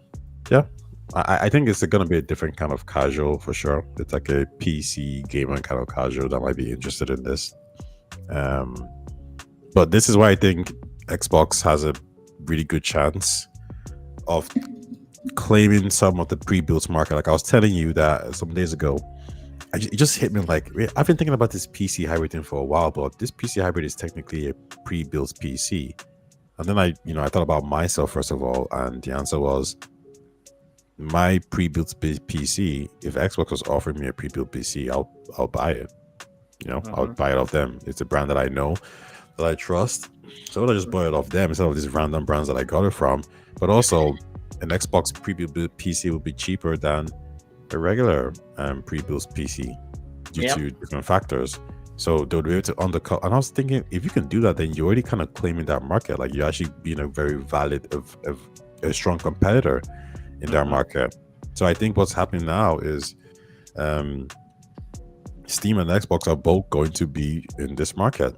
And Xbox has a chance because what's really interesting is what they're doing is they're essentially saying, yeah, you can play Steam games on our platform though. Like maybe with the Steam games, you can play Game Pass games or Xbox games or Xbox PC games, wherever it is. You're not going to have access to different storefronts. And we know Steam is the main storefront, but we're giving you liberty. We're giving you options. We're giving you the chance to play, your FIFAs, your Minecrafts, all these other titles. We're giving you Game Pass, and real talk, you still have access to your Steam games. So I don't know what the problem is. You put up the system, you sign into Steam once, and all your Steam games gets incorporated into the app. I asked my friend who has a ROG Ally, he played his Steam game on it. Like, did you like sign out and try to log into Steam or something? He's like, no, I just hit the button and it was all good to go. Now, I think that system needs to be faster, and I'm hoping like for the console version it is much faster. But I think they have a really good selling point, and I think with Xbox as well is what they can say is, hey, we're actually like the actual next gen console. So Ushers, you might, when we talk about the hybrid device, you were saying no one wants this sucks, this is stupid, this is dumb. But then Steam that's because Xbox was doing it. Yeah, at the time, no. You might have changed your stance a little bit now, but at the time, it was That's just because simply because Xbox was doing it. No, at the time, your response was, "This is who wants this? This is a PC. Why would I want a PC under my desk? I already have a PC." So it was. This is different. But let's move on. Then Steam says, "Oh yeah, here's the same thing that you're bitching about Xbox about," and your response is, "Oh, this is cool." But now that you've had time to digest it, you're like, "It's cool, but it's weak," which means that if it was stronger, you probably purchase it, which means that the Xbox version is better for you. Don't get it twisted. If it's my problem, you know what my concern is if this thing sells for $700, Tai, as you're saying, then there's no there's no ways. I can upgrade my PC, I can get parts, I can do so many things. It's just, and again, like you literally competing now price for price with the PS4 Pro. No, like this is something like I've already got a Steam library, right? So I've got a decent PC. So I would love to have this thing in my living room. To your point, when I want to just chill and then just use the Steam controller and play it with my friend, maybe Street Fighter, whatever. But it has to cost it's the same reason that I always said that Microsoft was onto something having the Series S and the Series X. Because the Series X is your serious console that you for your dedicated gameplay, and the Series S is more like for your kid's bedroom if you're a parent, for the living room, for streaming when your wife wants to watch a movie, and maybe you want a game if you're in the living room as well. You have your Series S there, but it's not where you do your serious gaming. This is what I see this as. But if you price it like at $700, dude, like then forget it. Like I don't see the appeal, unfortunately. No, so pricing is going to be everything. Price is going to be everything, but this my point is still like there's people out there who like, yeah, like it's casual device, but I still want a high-end casual. Like I don't want to play Starfield at 30 frames per second on a casual device. I still want to play 60 frames. I still want the device to be, to be capable. I think that's where Xbox can step in and say, here it is. And I think this is where Xbox should definitely reach out to those OEMs and say, let's not release one device. Let's release a Series X version and a Series S version. Let's release multiple devices of the next Xbox hybrid so we can actually compete directly with Steam. So let's release one that's similar to their profile, and that competes with it, and then let's release one for the high-end gamers. And I think that's where they need to retarget. And also, I think advertising, like whoever who do the advertising for them this time, get the guys who do the Xbox 360. Like, you need to be pushing ads like a crazy person. Like, you need to be make sure everyone knows that this is an Xbox that can play PC games and has access to PC storefronts. I think Raichi's on the money there. 500 to me is the golden. That's where you want to be for this thing. Yeah, but is that the equivalent of what is like 500, 550? You think? Yeah, like no, not more than 600, dude. Like, you can't go more than 600 with this. Okay. And then my problem is, I know what they're gonna do. They're gonna price the base model at like $499, and then they're gonna give you the 2 terabyte version at about, because that's why you put 2 terabytes instead of 1 terabyte, so that you can justify trying to price it at about 700, 750 plus. And I don't know how I feel about that. Like, I really don't. To me, then it's something that I'm just gonna be like, you know what, it's a nice to have, but same way I felt about the Steam Deck when it came out. I was like, yeah, you know what, it's a nice to have, but I was not on PC yet. Yeah, man. So that's my only concern when it comes to them, and then that particular price point. But anyways, speaking of Steam, I don't know. Do you know the Dokes meme? No. You're not familiar with it? Have you ever watched Dexter? No. Oh, jeez.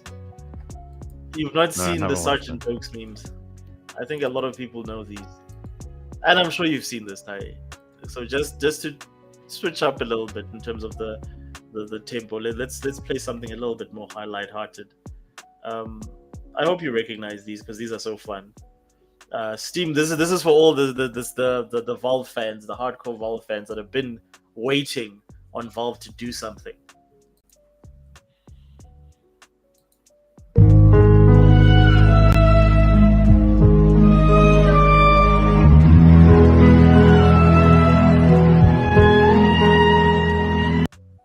Do you know the character? Yeah, I saw. Is it someone from Half-Life? Yes, this is a character from Half-Life. So this is the Sergeant Dokes meme where he's always watching Dexter. There's another one that is just as epic, and this one basically this one is like, yeah, when Valve is about to release Half-Life 3 after dropping new hardware. So the the caption for this one is Luigi knows what Peach is up to, basically. It's exactly the same. Go find these Dokes memes so you can understand. Once you see this, it's gold. It's you'll get it. Yeah, I was I did I did oh wow. Yeah, no, I did like I saw the meme a few times and I was thinking, oh, okay, people are talking about this, but I didn't know what it was. I assumed it was someone from Half-Life. But No. the joke just didn't really hit with me. Yes, it's Half-Life, but it's from Dexter. It's from this Sergeant Dokes.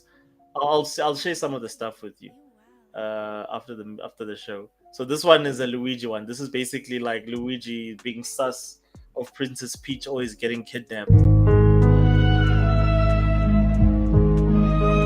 I can see. I get this one instantly. Yeah, that one I guess straight away. That one is good.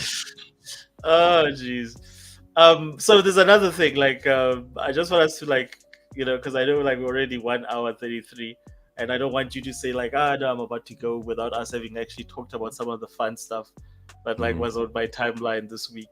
So this dude, and the fact that I can't share pictures. I'll see. Let me see if I can get into my X, because this guy Yosh Tosh Gaming.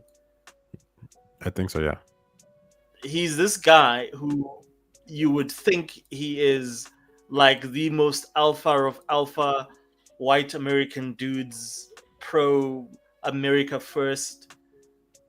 So everything that I've ever thought about this guy, before he sort of actually showed himself, I always had this vision of this guy, he probably is some,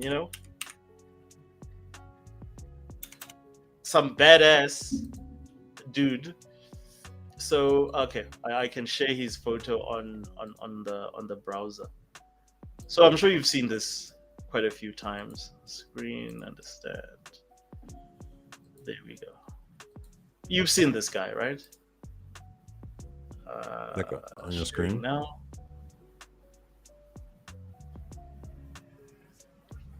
You've seen this guy. Mm-hmm. You've seen his post, right? Yeah, I know this guy. Yeah. Yeah. So, like, when you look at this picture, Ty, what does it tell you? Like, who do you picture behind this picture when you see this? Like, I've seen when I see your, like, for instance, your avatar, and I see you, I'm like, yeah, it makes sense. That's the guy. When you see my avatar, like my African ones with the, if you take the crown away and whatever, it's still somewhat, like, yeah, okay, I can see what this is, right? So when you see this guy, what do you think? You thinking of, when you look at this, would you say this is an American dude?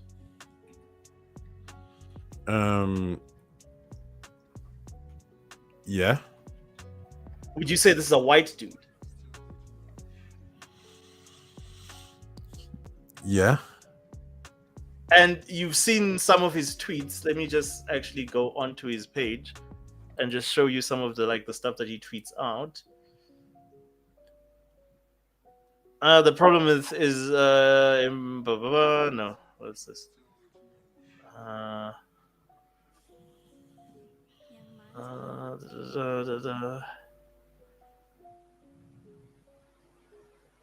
I wish I could find like his most topical tweets. Well, here's something. Versus Cayman to debate corporate greed. No, not this.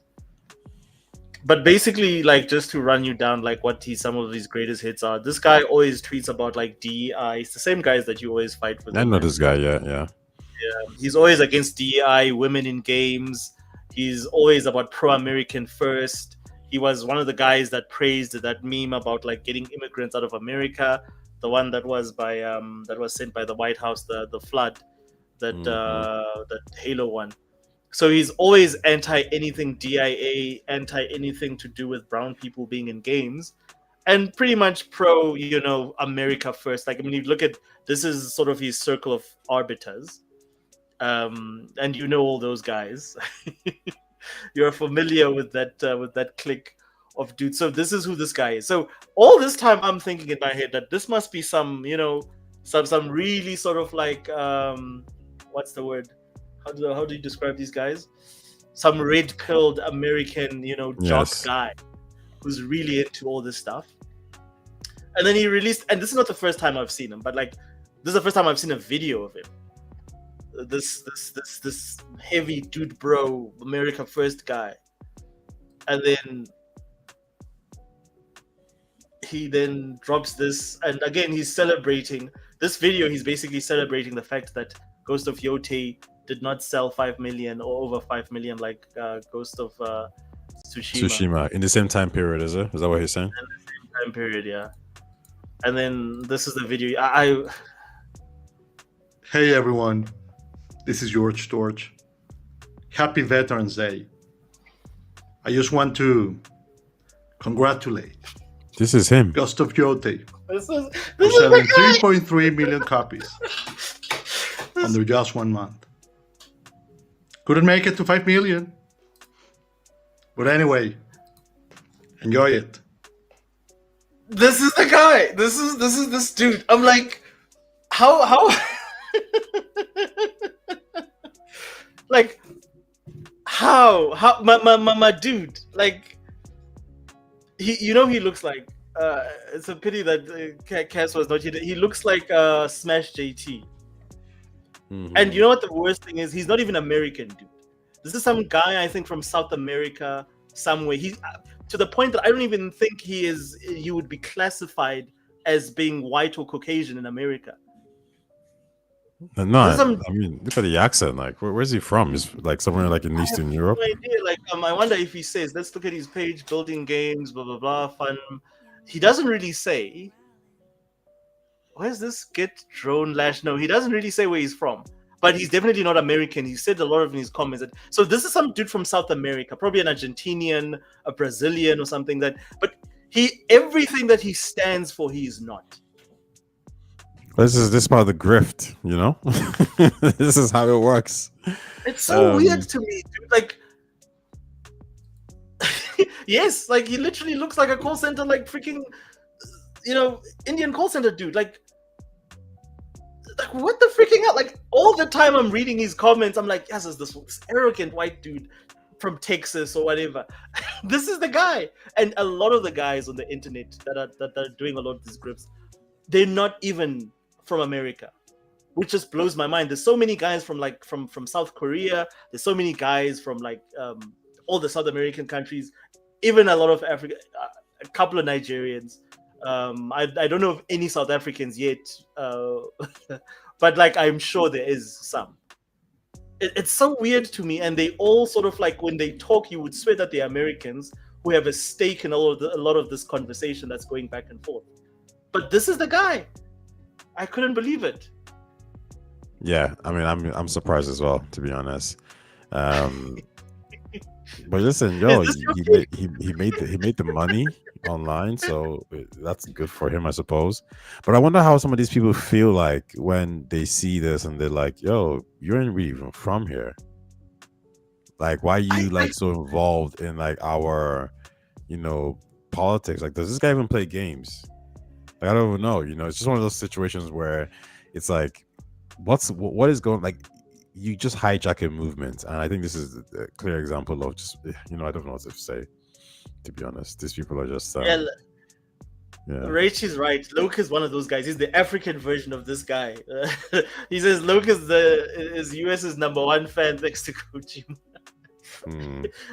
Loke is at least Loke actually has an avatar that represents what he looks like. To me, it's just this whole thing where you literally put on a persona that we think you're something completely different to what you actually are, and even what you're selling online is completely different. So the other thing that came up, and I wanted us to talk about this, Tae, and I wanted to get your feelings on this. I have something I want to say about this, and I'm sure you pretty much know what already it's going to be. So this was the other big topic for the week.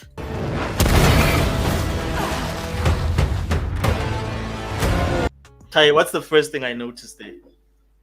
Man, you knowing me, what's the first thing? Oh, I see some legs on the screen being paused.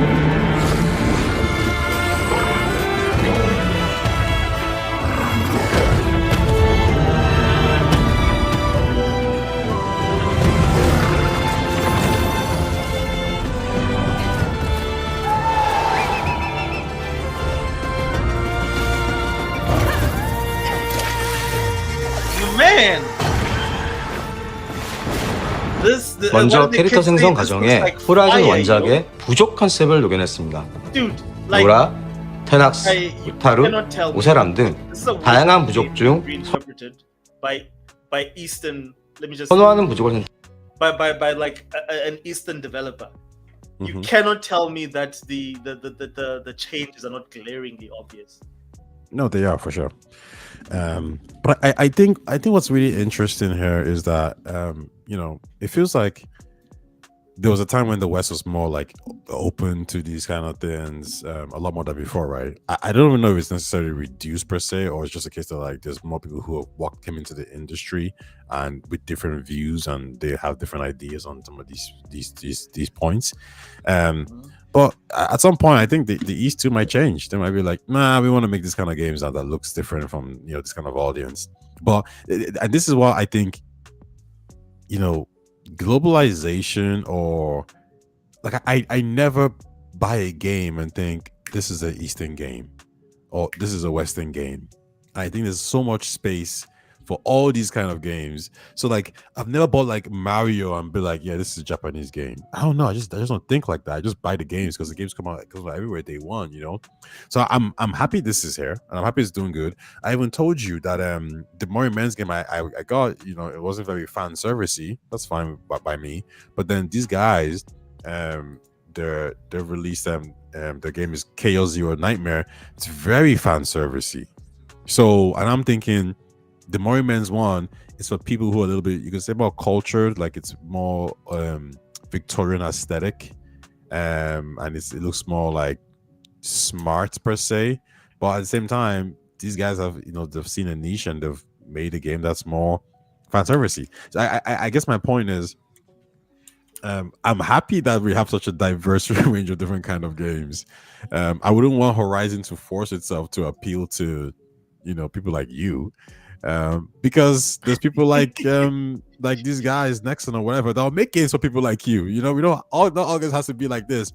Now, if you want to ask me from an eye candy point of view, does making things like this, is it better? Yeah, I mean, sex always sells, so it's all good. So my sorry, Ty, like was the video on your side is bad because the Fuzzy says that like the because I just checked it now on the YouTube, it looked horrible for some reason. Because on my side it's playing perfectly, like it's rendering perfectly. On your side, is it playing okay in the feed? It's playing okay in the feed. The frames are dropping a little bit. I could maybe it's maybe Yeah, he says like because no like, let me just check again. Because everything else is fine, like everything else is playing at a decent like frame rate, but whenever I checked on this video, it just slowed down to a crawl.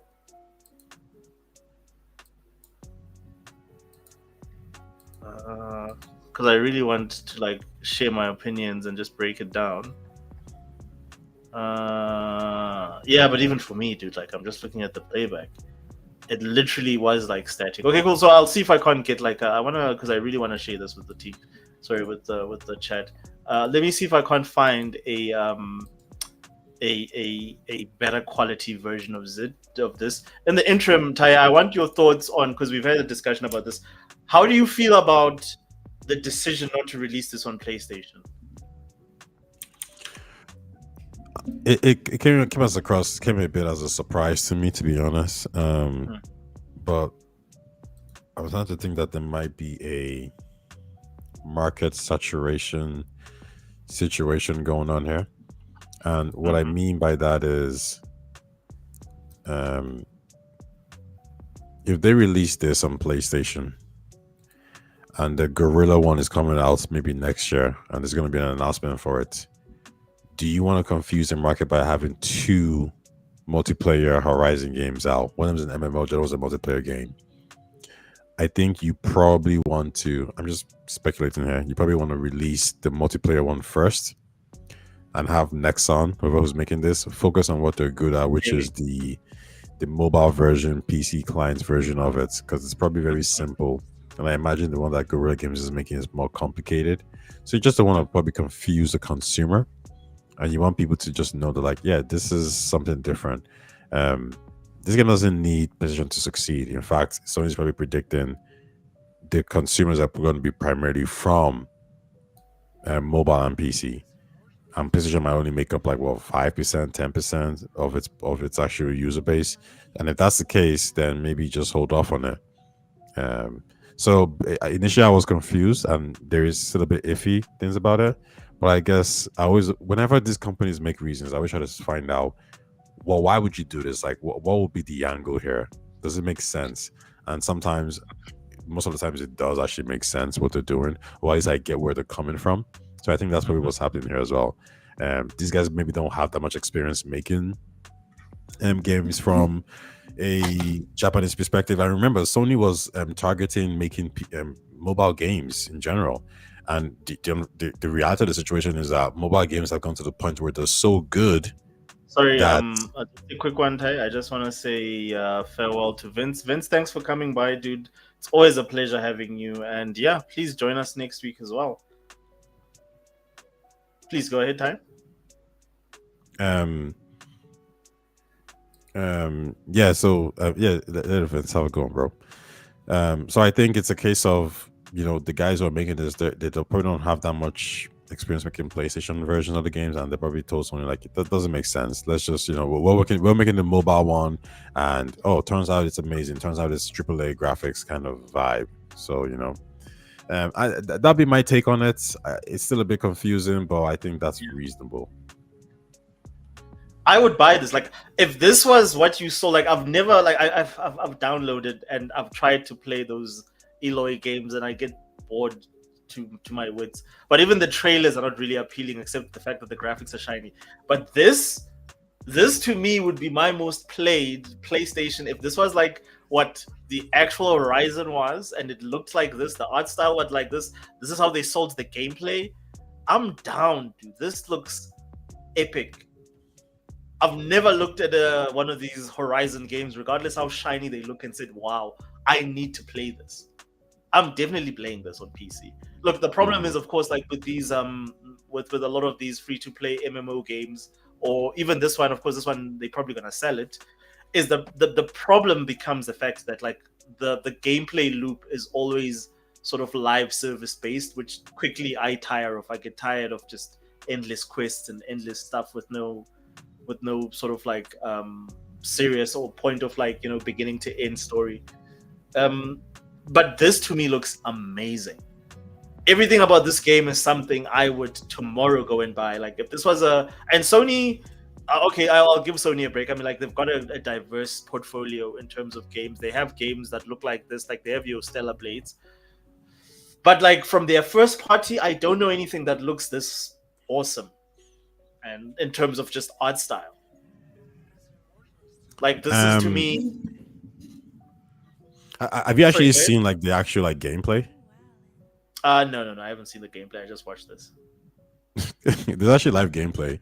I think I sent it to you yesterday as well. And it looks good. Like I'm not gonna lie, like it looks good. It looks like a game that I could see mobile people liking.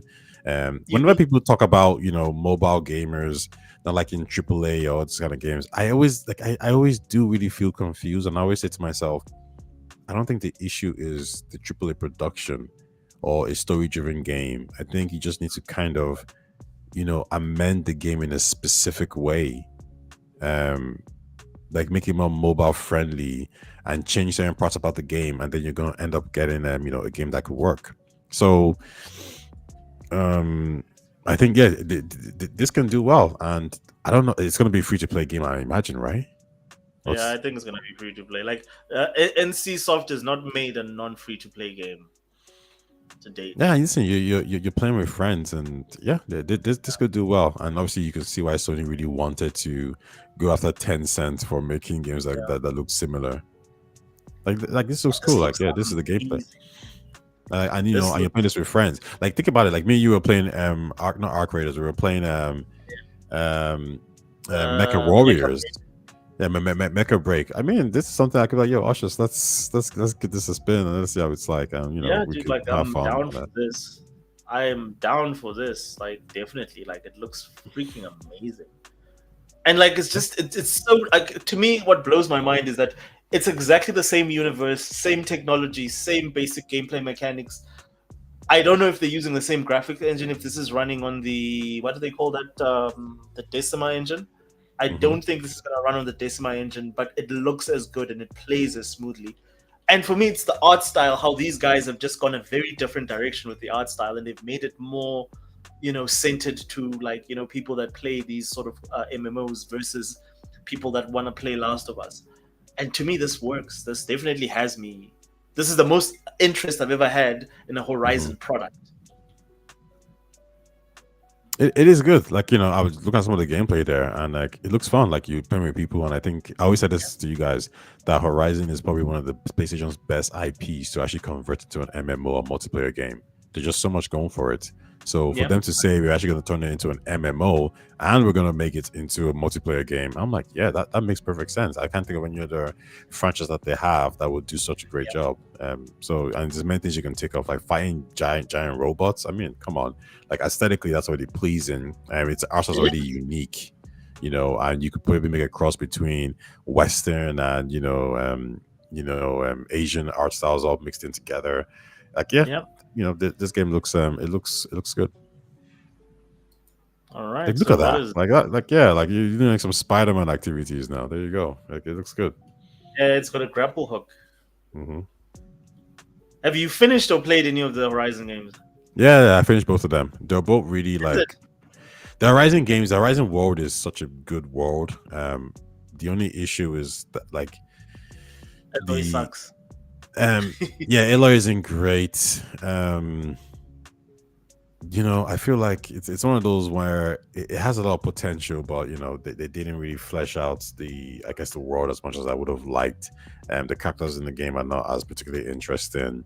Yeah. Horizon Guerrilla Games is actually one of those games where I think if you had given some creative writer from CG Project Red or Cyberpunk to actually deal with the narrative and the story, and if they even made it into a mature theme, and I know I'm not trying to go all Gooner now, but if you made it like mature, like The Witcher, Cyberpunk, I think Horizon would have been, it would have been so good. Like it has that chance, but I agree, because I think Eloy is written like she's very, the way she's written is very immature. Mm-hmm. Yeah, I agree. She's I a hated her in the first game. Yeah, like sorry. I hated her in the first game. She was so irritating. Well, actually, Like, the first game even- she was meh, but the second game I was like, what? I just didn't like her at all. It was so irritating, so bad. Because like she's so disconnected from the world. Like it's all about her, like, and her mission and her being this clone. She doesn't connect with any of the characters. All the characters are just there to serve like as a point for her to get from point A to point B. She never really connects with any character. She never really makes a genuine. It's almost like she's just like superficially using these characters or just bouncing off them so she can get to the next thing that she needs to go collect, so that she can get to the next part of her mission. And I just think it makes her such an immature character. Can't remember what this clip is from, but let's see. Oh yes. So some people got their hands on the new Call of Duty Black Ops 7. This is what Modern Warfare has to contend with. I just want to see how this goes.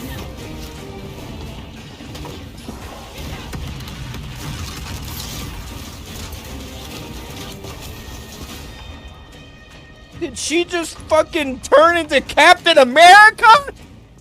Did she just turn into Captain America? What am I playing?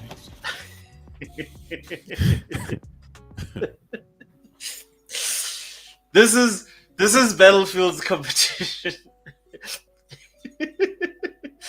I hope this played well, guys. How was that? Like a fuzzy, Rachy? How was the video quality on that? I'm gonna play it again. I'm just not sure how the quality looks in the stream with these videos, because I downloaded this straight from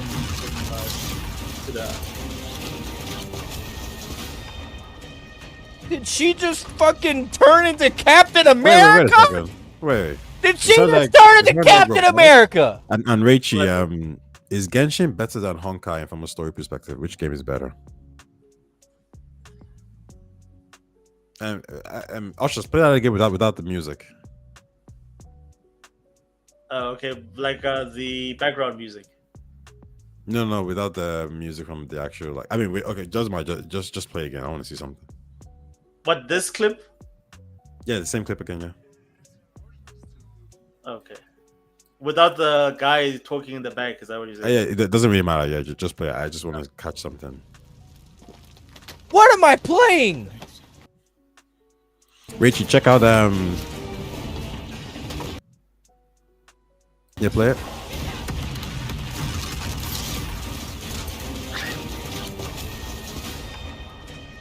Did she just fucking turn into Captain America? Man, I don't like. Did she just turn into Captain America? First of all, what I'll say is like you're playing Call of Duty, bro. So I don't even know what kind of realism you're talking about.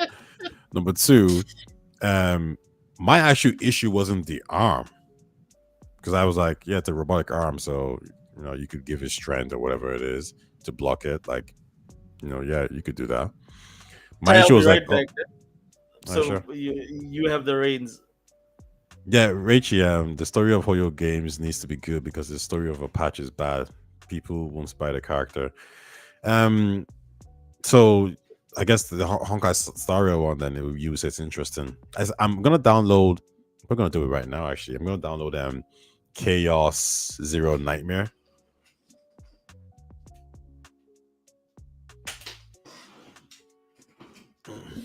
Because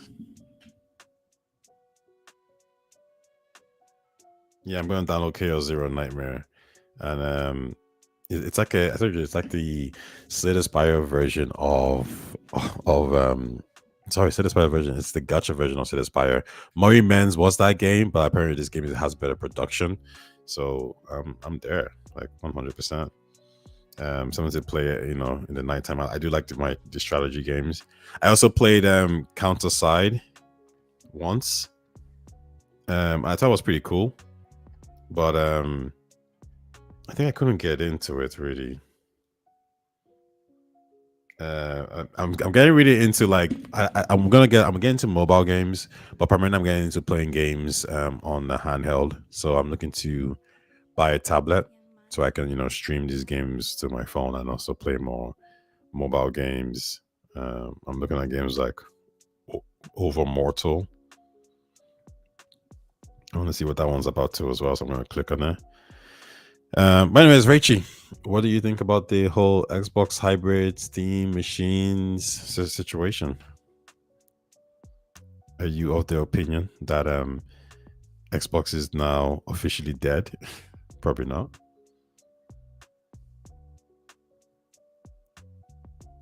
All right. So while you and Rachie talk about that, I'm going to queue up the next video. Also a Call of Duty video. Again, ladies and gents, this is the competition that is going up against Battlefield 6.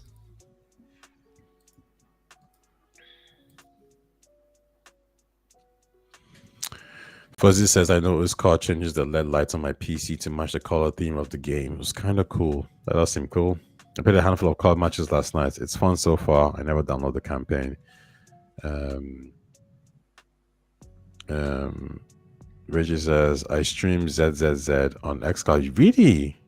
You play it on xCloud? And is that the quality must be good then if you're willing to just stream it as opposed to download it? So what's Richie saying? Is that a good game? Like I've almost downloaded that game so many times because I've got it on Zone Zero. Yeah. Is could be. I mean, I've heard good things about it. Like I think all Hoyoverse games tend to be good, to be honest. No, okay. Okay, cool. So here's the next clip time. Chat. Rachie, Fuzzy, tell us what you think.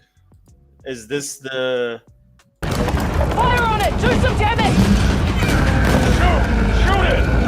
Shoot that son of a bitch!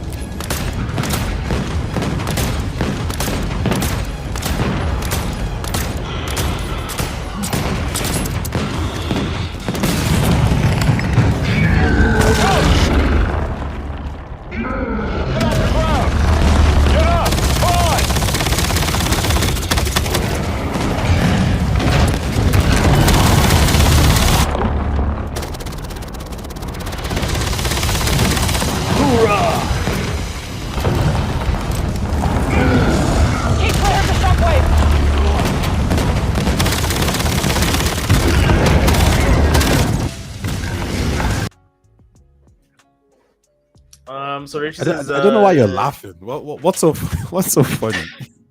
Because this is COD, bro. This is Call of Duty. This is the de facto World War or modern warfare simulator. No, it's not a simulator.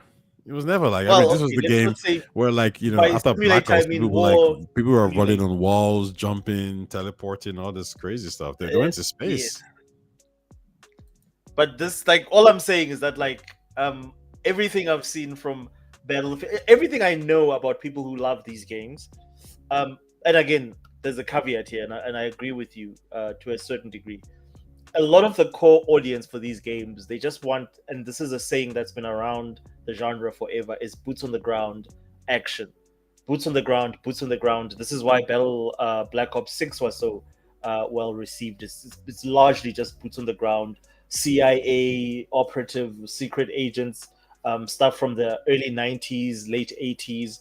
That's what people want to play. Whenever you have a premise this ridiculous for a game, like, that's a sequel to a much more grounded a Battlefield, Call of Duty game, I get the backlash. To me, this is like, what are we doing here? Like, call this something else. Call this Infinite Warfare 2. No one will mind, because that's a game that people sort of expected this from. No, I think like, is this so different from the franchise? I guess that's my question. I'm not too sure. I actually don't know. Yeah, I can't really comment if it's so different or if it's actually quite the same. Yeah, I think you're just hating again as usual. So Reichi says what you're watching, Oshis, is Fast and Furious 17. I agree, Reichi. Like, I agree. This is Call of Duty, ladies and gents. This is your grounded, gritty. These are the same guys that bought you the remake of Modern Warfare, by the way. Probably the most gritty, grounded Call of Duty game in recent memory. This is not this exact same studio, but it's the same publisher. Yeah, man. Yeah, you're a bit of a hater, I know. Look, to be honest, you saw the recent sales. I have the picture, but I'm not gonna be able to share it here. You saw the sales that Black Ops 6 is the number one selling game on PS5 of all time. Yeah. So Xbox has the number one, or not Xbox, but Microsoft has the number one selling game on all platforms. Because if it sold that much on PlayStation, it tells me that it's probably the same on Xbox. It probably is the best selling game on Xbox as well, because they tend to go hand in hand. And look, man, I'm just curious to see how it reviews, but I think a lot of people are gonna hate on it for the same reasons I'm laughing. And I think, and this is the thing, right? Black Ops games, I can't think of a single Black Ops game that's ever been negatively reviewed, except maybe for Black Ops 4, because it didn't have a single player. But I can't think of a single Black Ops game that ever got a 46% on Metacritic or a 50. They always track above. All of them have tracked above 70, and I think the only one that was below 80 was Black Ops 4. This game, I feel, is going to be the first one that's going to be really just. It's going to be rated into the ground. The meta for this, I can see it being like a 56. Well, I mean, remember what the one that came out when Xbox Modern Warfare 3. Yeah, the one that did really bad when the Activision Blizzard, no, the one when Activision Blizzard deal went through, and it was really bad. So I think that was probably still going to be the worst rated one, potentially. No, I hope so, for their sake. But this is what they have competing up against. Again, to me, they should not have released this. My thoughts, Tai, are that they should have actually gone with something like a Hammerhead game, or had Raven develop something, or some other, one of the, because they've got entire studios just working on Call of Duty. I know, Infinity Ward is probably working, and again, they released the last dud, which was Modern Warfare 3. But once all your studios are just making duds and are known for making duds, it's going to hurt your brand in the long run. Especially if Battlefield is just on its freaking come up, it's on its comeback, and it's crushing everything. Okay, I do have a question for you before you bounce out, or before you let me go, I should say, and that's I was talking to some guys about it today. Do you think so? On Christopher Drink's podcast, he had the CEO of Arrowhead. And they were talking about, the hybrid console, Xbox's play and Steam's play. And the CEO mentioned how he didn't really understand the Steam Deck. It was kind of like, why would I choose to play my PC games on this small screen? I'm playing Civilization, so it's not going to work. And in the end, he said, but I mean, it's so decently enough, or whatever you want to call that. But in his mind, I don't think he was trying to say it was like a banger sells. It was to kind of make it seem like these are very niche kind of situations, but he said that the Steam console will sell less. He was like, I think there's less utility there. Like, at least with the handheld, it's a handheld, so there's something there you can say. But with the Steam consoles, like, it just wasn't too sure. And Christopher Drink kind of said the same thing, which was kind of like who's this for? So who's this for? And then they talked about Microsoft strategy and doing the same thing. And one of the things he said, the CEO of Arrowhead, was like, they should put Game Pass on Steam. He was like, you're going to be everywhere. That's the next thing to do. Put Game Pass on Steam. And when I asked some guys about it, like, what their thoughts, and they said no. One of them said no for a specific reason, and the other one said no for other reasons.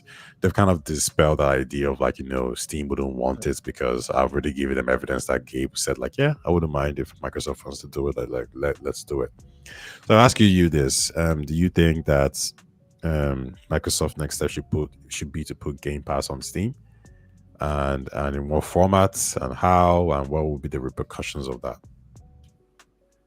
I think you've forgotten the conversation that we had where I was. Oh no, I did, but I think your audience would like to know the conversation. Oh, okay. No, definitely. I'm a big proponent of putting for Microsoft strategy, for it to succeed, especially when they're doing all this hybrid shit. Because remember, what we concluded, Taya, when we were talking, was that currently Steam is holding all the cards, because Xbox, because of the fact that they don't launch their games on PC on their app, they launch them everywhere, including on Steam. There is no incentive for Steam to do any favors for Xbox at the moment. Like, they are dependent on Steam's ecosystem to move a lot of numbers. So, if I was them, I would negotiate with Steam to have some sort of like version, a curated version of some whatever, like depending on what the needs for Steam users are, is to have some form of version of Game Pass on Steam. So yes, absolutely. How you do that is going to be very interesting to me, Tai. I think the model I proposed is that for all these big games like Call of Duty, Black Ops 7, all their big games, basically what you're saying is that, well, we're not gonna charge you the same as what people pay for base Game Pass that you get on PC. You're gonna pay less. It's gonna be something like $4.99, right?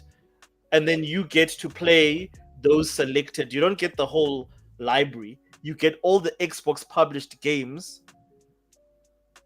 all their first party games. Not that that's applicable anymore. You get those games being on their version of Game Pass. So what that does is, because Gabe knows that he'll never lose sales from his ecosystem. People are too invested into it. So what that does, though, is that if I'm questioning whether or not I'm going to buy Black Ops 7, I then play it on my Game Pass version on Steam, and then I decide whether I need to spend that money there. But the bottom line is, if I don't spend it on Black Ops 7, I'll probably spend it on something else on Steam anyway. So they don't lose money, but at the same time, their customers get an additional benefit of being able to sample Microsoft games before they are released. I don't know if that makes sense to you. Mm-hmm. Yeah, so that is how I would propose you putting a Game Pass on Steam. Do you think it'd be financially worth it? Absolutely. For who, though? For Microsoft or for... I mean, for all parties involved, right? Everyone needs to be happy. So I think for Steam, it'll be worthwhile. For me, I don't know what's financially worth it for Microsoft. Like, to me, a lot of their business decisions don't make no sense. Because I don't understand whether or not they're trying to make money or they're trying to gain market share. Because they make some investments where you like, that makes no sense in terms of return on investment. And then they make other investments where it's like, oh, okay, cool. I get why you're doing that, is because you're trying to squeeze as much money out of that as possible. So I don't understand what Xbox justifies, or outside what we've seen in the paperwork, or like what we've heard from Amy Hood and them. I don't understand strategically how they want to make sustainable money going into the future. Mm-hmm. Fuzzy says that a huge chunk of Xbox PC store revenue is from Game Pass. I don't know if they want to do it. They got to give their store some kind of differentiator. This is why I agree with 100% with Rachie. I think as soon as because Microsoft has been saying for the last couple of years that, sorry, not Rachie, Fuzzy, sorry, my bad. Microsoft has been saying for the last couple of years now that PC Game Pass is growing, our storefront is growing. We're getting more PC users than ever before. 30% this year, 40% that next year. As far as they're concerned, it's a growing market more than console. So cloud and PC is growing, and the only reason why it's growing is because of Game Pass. It's a differentiating factor that brings people to the store. Game Pass probably brings more people to the Xbox store, the Xbox PC client than Epic's timed exclusive deals. So Xbox has probably realized that, and they're in a situation where if you put a Game Pass on Steam, I think your store's growth slows down dramatically or basically becomes nothing. Because right now, the Steam version is much, like the Steam ecosystem is much powerful. It's so much better. And then the people who are going to stick with the Xbox store are just like people who just like the way it looks, whatever it is. You're not going to do a good job in bringing in new users at all. Because if I want to, if I want to get into PC gaming, everyone's already telling me to get Steam, right? But if I know I can't get Game Pass, and this is something that actually happened. I downloaded Steam, and I wanted to play. I wanted to launch Clair Obscur. No, I wanted to launch my PC Game Pass games on Steam via remote play, and it was like it can't work. I need to download this. I need to download that. And so I was like, okay, screw it then. I'm just gonna play it normally. So I think Game Pass becomes the main feature. Rachel says, "Don't worry, Taya. I love taking credit from Fuzzy's chats." And I think if you get rid of that feature, I think if you get rid of that feature, you are more like you're already a multi-platform publisher, a studio. But I think at this point now, like you're really pushing it because now your platform isn't as attractive, so you're not really going to gain new people. What I will say is this. You can, like, because we spoke about this before, and you said you can make a curated version of Game Pass for Steam. I won't do that yet. What I'll do is this: release your hybrid console, release different OEM versions of your hybrid console, fix the OS, and put the OS to the point where it's so good that people are like, okay, this is a good competitor to Steam, or whatever it is. And after your growth has stopped and you've kind of entrenched people within your ecosystem, and you've seen the buying habits of people who, use Game Pass on your platform and then they buy games as well, then I think you can then start to push, you can put Game Pass on Steam. In the same way how Apple had the Apple TV only on their platform. And then once they've realized, like, okay, you know what? It's not bringing any more new users. People don't really care anymore. We've exhausted it. Let's put it on Android, which is what they did. The same way Jay-Z took his catalog of Spotify, and he had it off Spotify for a good few years. And then once Tidal had grown to the level that they wanted it to, they weren't bringing any more new users, no one was signing up. What did Jay-Z do? Well, he put his album back on Spotify because those users are already entrenched now.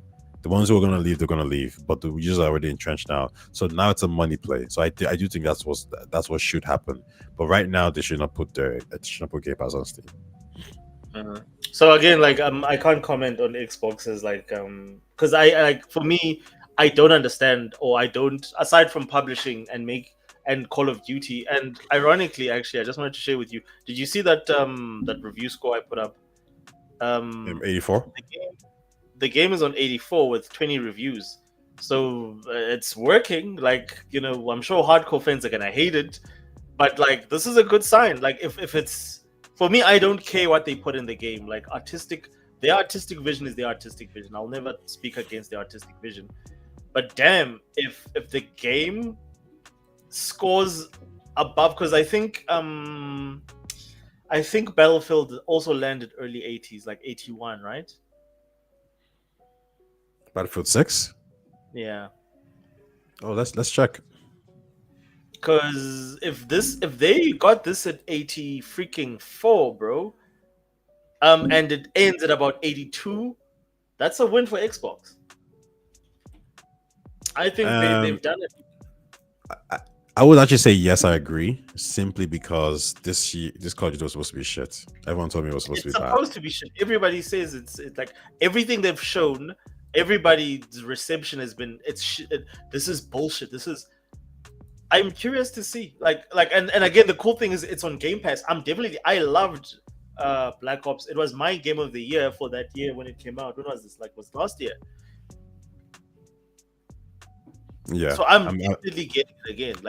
I see Battlefield 6 score. Battlefield 6 was 83. Yeah. Okay, 83. So it's one ahead of it at the moment. It's probably gonna drop down a lot more for sure. No, dude, I'm getting it. I'm on that hype train. They've got me. They've got my money. I could see PC Gamer bringing the score down even less. But all the reviews right now is PC Gamers. 20 reviews from PC Gamers. No, PS. Okay, yeah, right, yeah. My bad. So the console versions are not out yet. Let's see. I'm just looking at the page. So what we have is there's no console scores. There's 6 scores for PlayStation 5, and they are sitting at. They don't have an aggregate yet, but they're sitting at about 85. Nothing for there's 3 for Xbox. Let's see what that is, and they all sitting at about 90, 88, 90. Discrepancy, eh? And then you have PC with 20 reviews at 84. So this game is tracking to actually. It's doing well, man. They've done it again, and Treyarch. I give it to Treyarch because people forget that Treyarch used to be the underdog developer for Call of Duty. Now they are the alpha developer for Call of Duty. They cannot miss. They've never missed. They've only had one game that I know that is at less than 80%, and that was the one that didn't have. That was 4, I think, that didn't have a single player.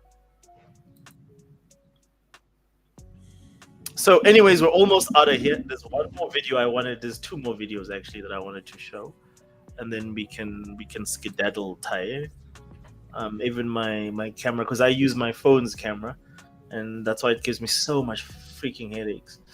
Even that's dead. So yeah, I think let's start rolling this. It's time for us to almost go home. So one last thing. A meme I thought was funny, and this is after the announcement that Everybody's Precious is being delayed. So this came out, and I'm sure you're gonna have thoughts. I know you'll have thoughts.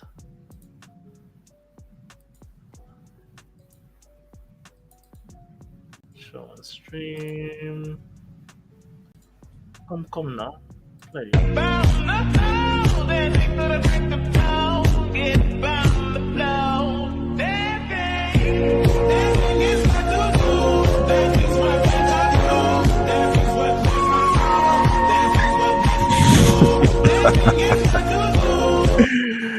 That's so true, man.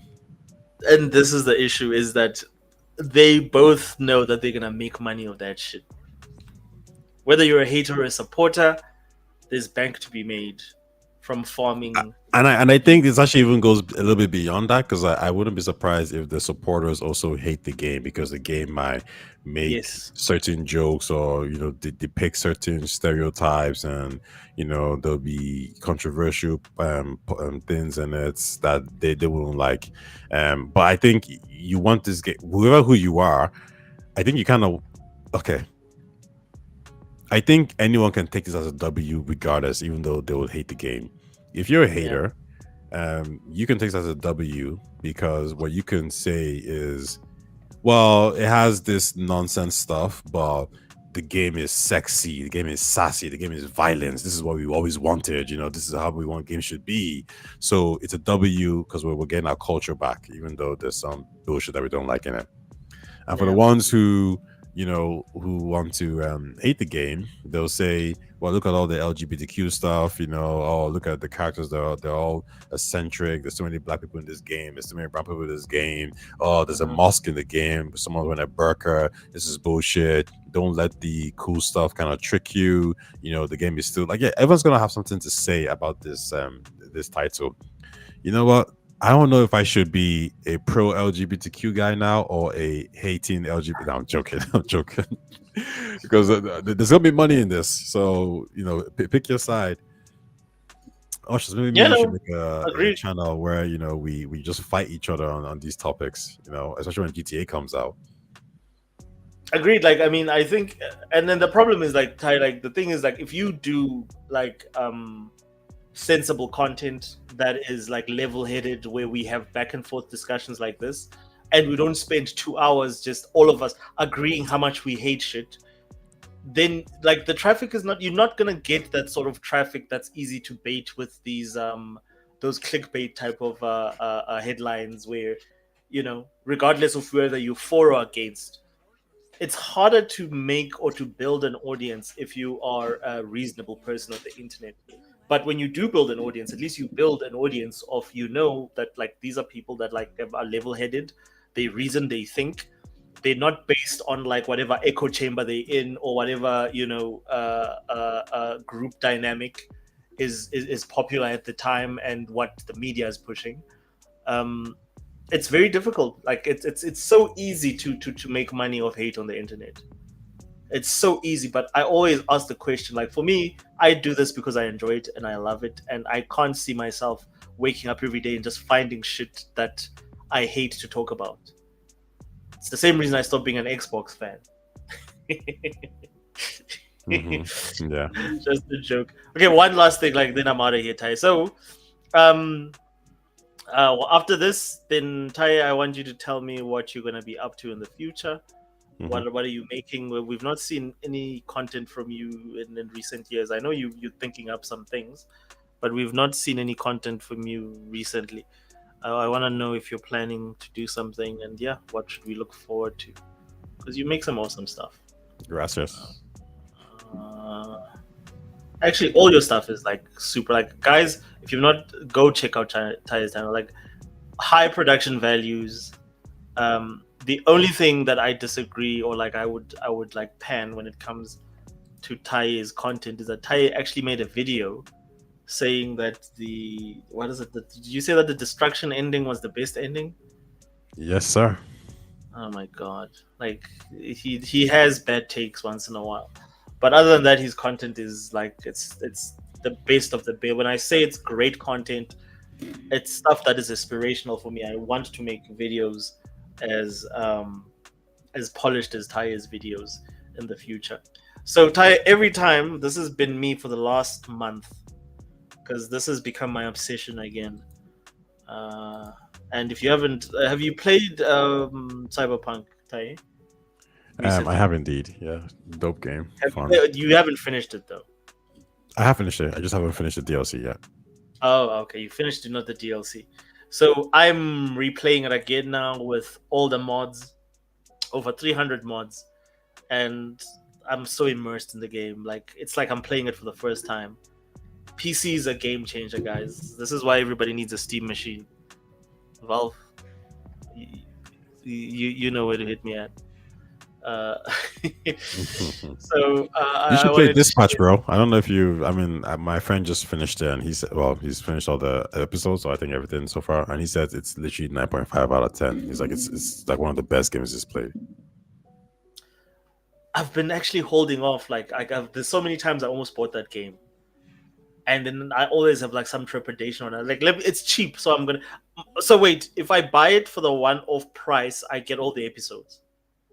I don't know how it works, if you buy an episode separately, or you buy the once off and you get it weekly, or maybe you can, there's a package, like, hey, buy it all like as a package and you get a discount. I haven't actually looked into it, but I think he's finished, and he said like he was like, yeah, it's dope. He says like one thing he always didn't like about Telltale games, all these kind of games, is that you would have to like walk around and investigate and do all these things and click and touch. But he's like, this game is just like it's seamless. Like there's none. It's like none of that shit is there. You just play, and I think it just goes from transition to transition. At least from what he was saying. So yeah, he says like that's one of the best part about the game. Like it's just very interactive and just very fun. He doesn't really like the timing things, like hey, make a decision in 10 seconds. He's not a fan of that. But overall, he says great game, dope, and he definitely recommends it.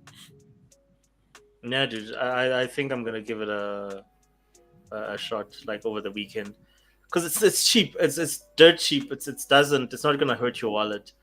And if it's as good as everybody says it is, I think it's worth. And I'm a story guy. I'm a BioWare. Me and you are both BioWare guys, so we know like the importance of story in games and supporting those sort of experiences.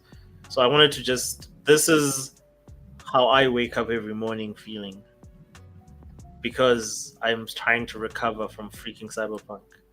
You know what else? Why do we need to give money to taxes and Social Security?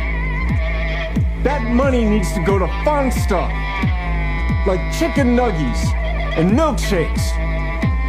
Milkshakes are good. Chicken nuggies are good. That's the truth. And dogs. I petted a dog for the first time the other day. Maybe they need to get benefits too. They give so much joy, and what do they get? A pat on the head and a biscuit. It's not enough.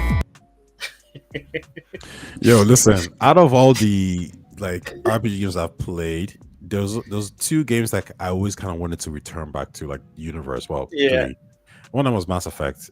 The other was Starfield, and then was Cyberpunk. I think with Mass Effect, it was okay. Like I didn't need to return it back to it because I was actually happy with just reading the lore. And Mass Effect isn't as like an open world in the same sense as like Cyberpunk or these games. But whenever I return back to Starfield, it was always this empty hole of like, oh, so much potential. Like it's just like squandered it. However, with Cyberpunk, everyone's talking about the updates and everything. It feels that if I was to return back to it, especially with the fact that like there's a new DLC and I have it, so I can play it, and I think I'm going to be playing it once I get my tablet and start streaming it. I genuinely feel like I'm gonna enjoy being in the world again, like seeing Johnny, seeing the other characters, the character with the silver,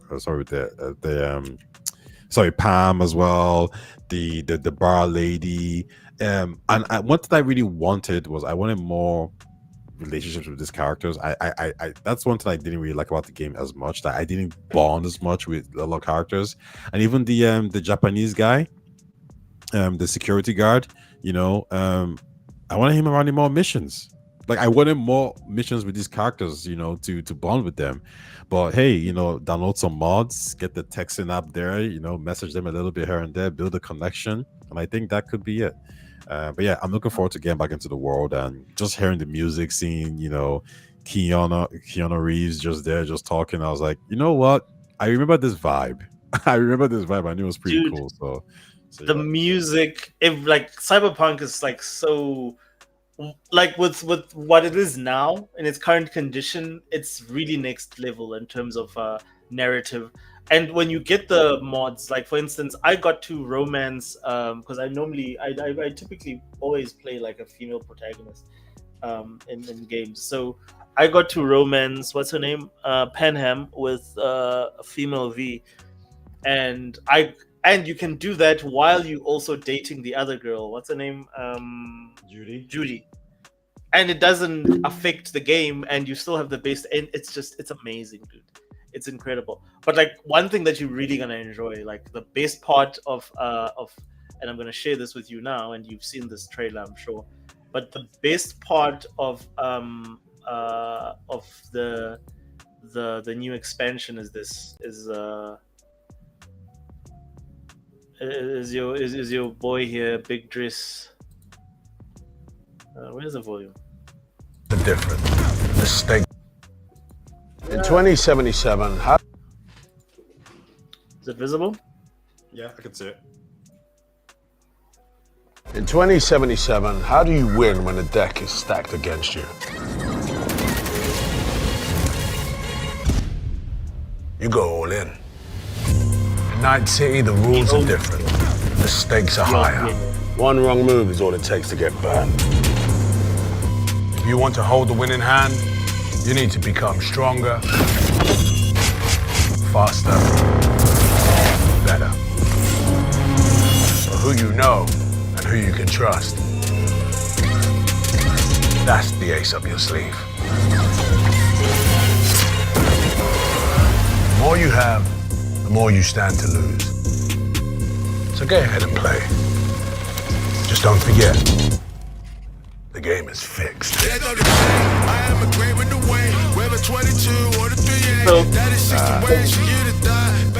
One thing I love about this game is the fact that it plays like a James Bond. What is it? This Jason Bourne. It's a spy thriller. Like Phantom Liberty is literally like an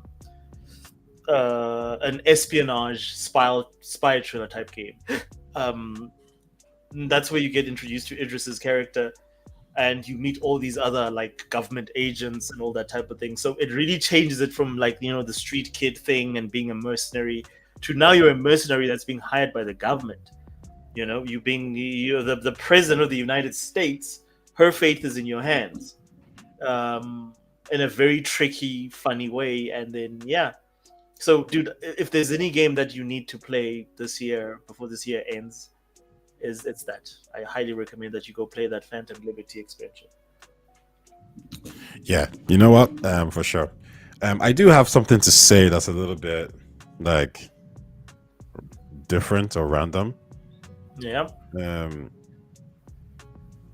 Do you know how long this patch took to make? How long the game took to make? Which one? The 2D game. The what? The Dispatch, the game that's doing well on. Dispatch. No. I had no idea, dude. I know very little about that game. Yeah, so I'm like, there's obviously nuances here, but like, it took 7 years to make, and I say this because, there's nuances here, but I kind of say this because I feel like, you know, sometimes we had hold on, let me actually read it a little bit. Like they had some issues for sure, but I mean, okay, to be clear, I'm saying this because when you and Luke were talking about like, nope, games need to be X amount of time, and I was like, that's not how the industry works. There's always going to be problems. There's always going to be changes that needs to be done, and like these things are going to occur, you know. And not the truth is, not everybody can take a 200 million budget and make a game in 5 years, like Obsidian or Insomniac. Like there needs to be some level of flexibility, but just don't let them take the piss out of you, right? So and I'm thinking to myself, like, you know, if Loka and Ushers had to like Dispatch took 7 years to make, they would be like, nope, cancel it in the third year, fourth year, whatever it is. And I just why I feel like the video game industry is quite varied when it comes to skill set, and some developers can come together and make Dispatch in maybe 3.5 years or 4 years even. But there's but you know, those developers are probably making something else like an Avowed. But you know, these guys, they came together and it took them 7 years to make it, because everybody, while there might be skills involved, they're not all the same. And yeah, I just wanted to kind of point that out, that, you know, even Clear Obscure, the AA game, I think that took 5 years to make. You know, why is a AA game taking 5 years to make, right? And imagine if Clear Obscure didn't have the backing of the third-party publisher, and there were like a lot, like maybe the publisher was like, okay, instead of 5 years, so instead of 80 million, we're only going to give you 50. Now you have to cut corners, and you got to do things differently and hire less people, so the game doesn't take 5 years to make, it takes maybe 7 years to make. So I just think that they need to kind of be a bit more flexible when it comes to some of these games. But no, you're right. I'm not going to say you guys were wrong. I do think games on average should be 4 to 7 years. But even Silk Song, I think that was in development for a long time too as well. And that's a 2D game, you know, that only Silk Song, but it was because they wanted the game to take that long. It had nothing to do with development hell or issues. But why did they want it to take that long? Sorry? But why did they want it to take that long? Because every time they played the game, they would like have things like, you know what, I love this part, but you know what, let's make this a little bit more fun. Let's add this feature. Let's put this in there. And I would say every developer would love to have that wiggle room, but when the money runs out, right? There's only one caveat to your entire example. What's that? And you know what that caveat is? What's that? It's except if you work for Microsoft. Yeah, I mean that's true. Microsoft, you get 20 years to make a game, bro. Yeah, that's true. You'll release it when it's ready. Yeah, no, I gotta agree with you. Until somebody comes in and say, "Hold up, like who's working on games here?" Like, yeah, how long have you guys been working on a game? 6 years? You? 8 years? Yeah, those like Fable being 8 years, I'm just like, how? Why? And like, you know, Ty, like to me, it doesn't even bother me that they've been working on the game for 8 years. How much have we seen in that 8 years from Fable?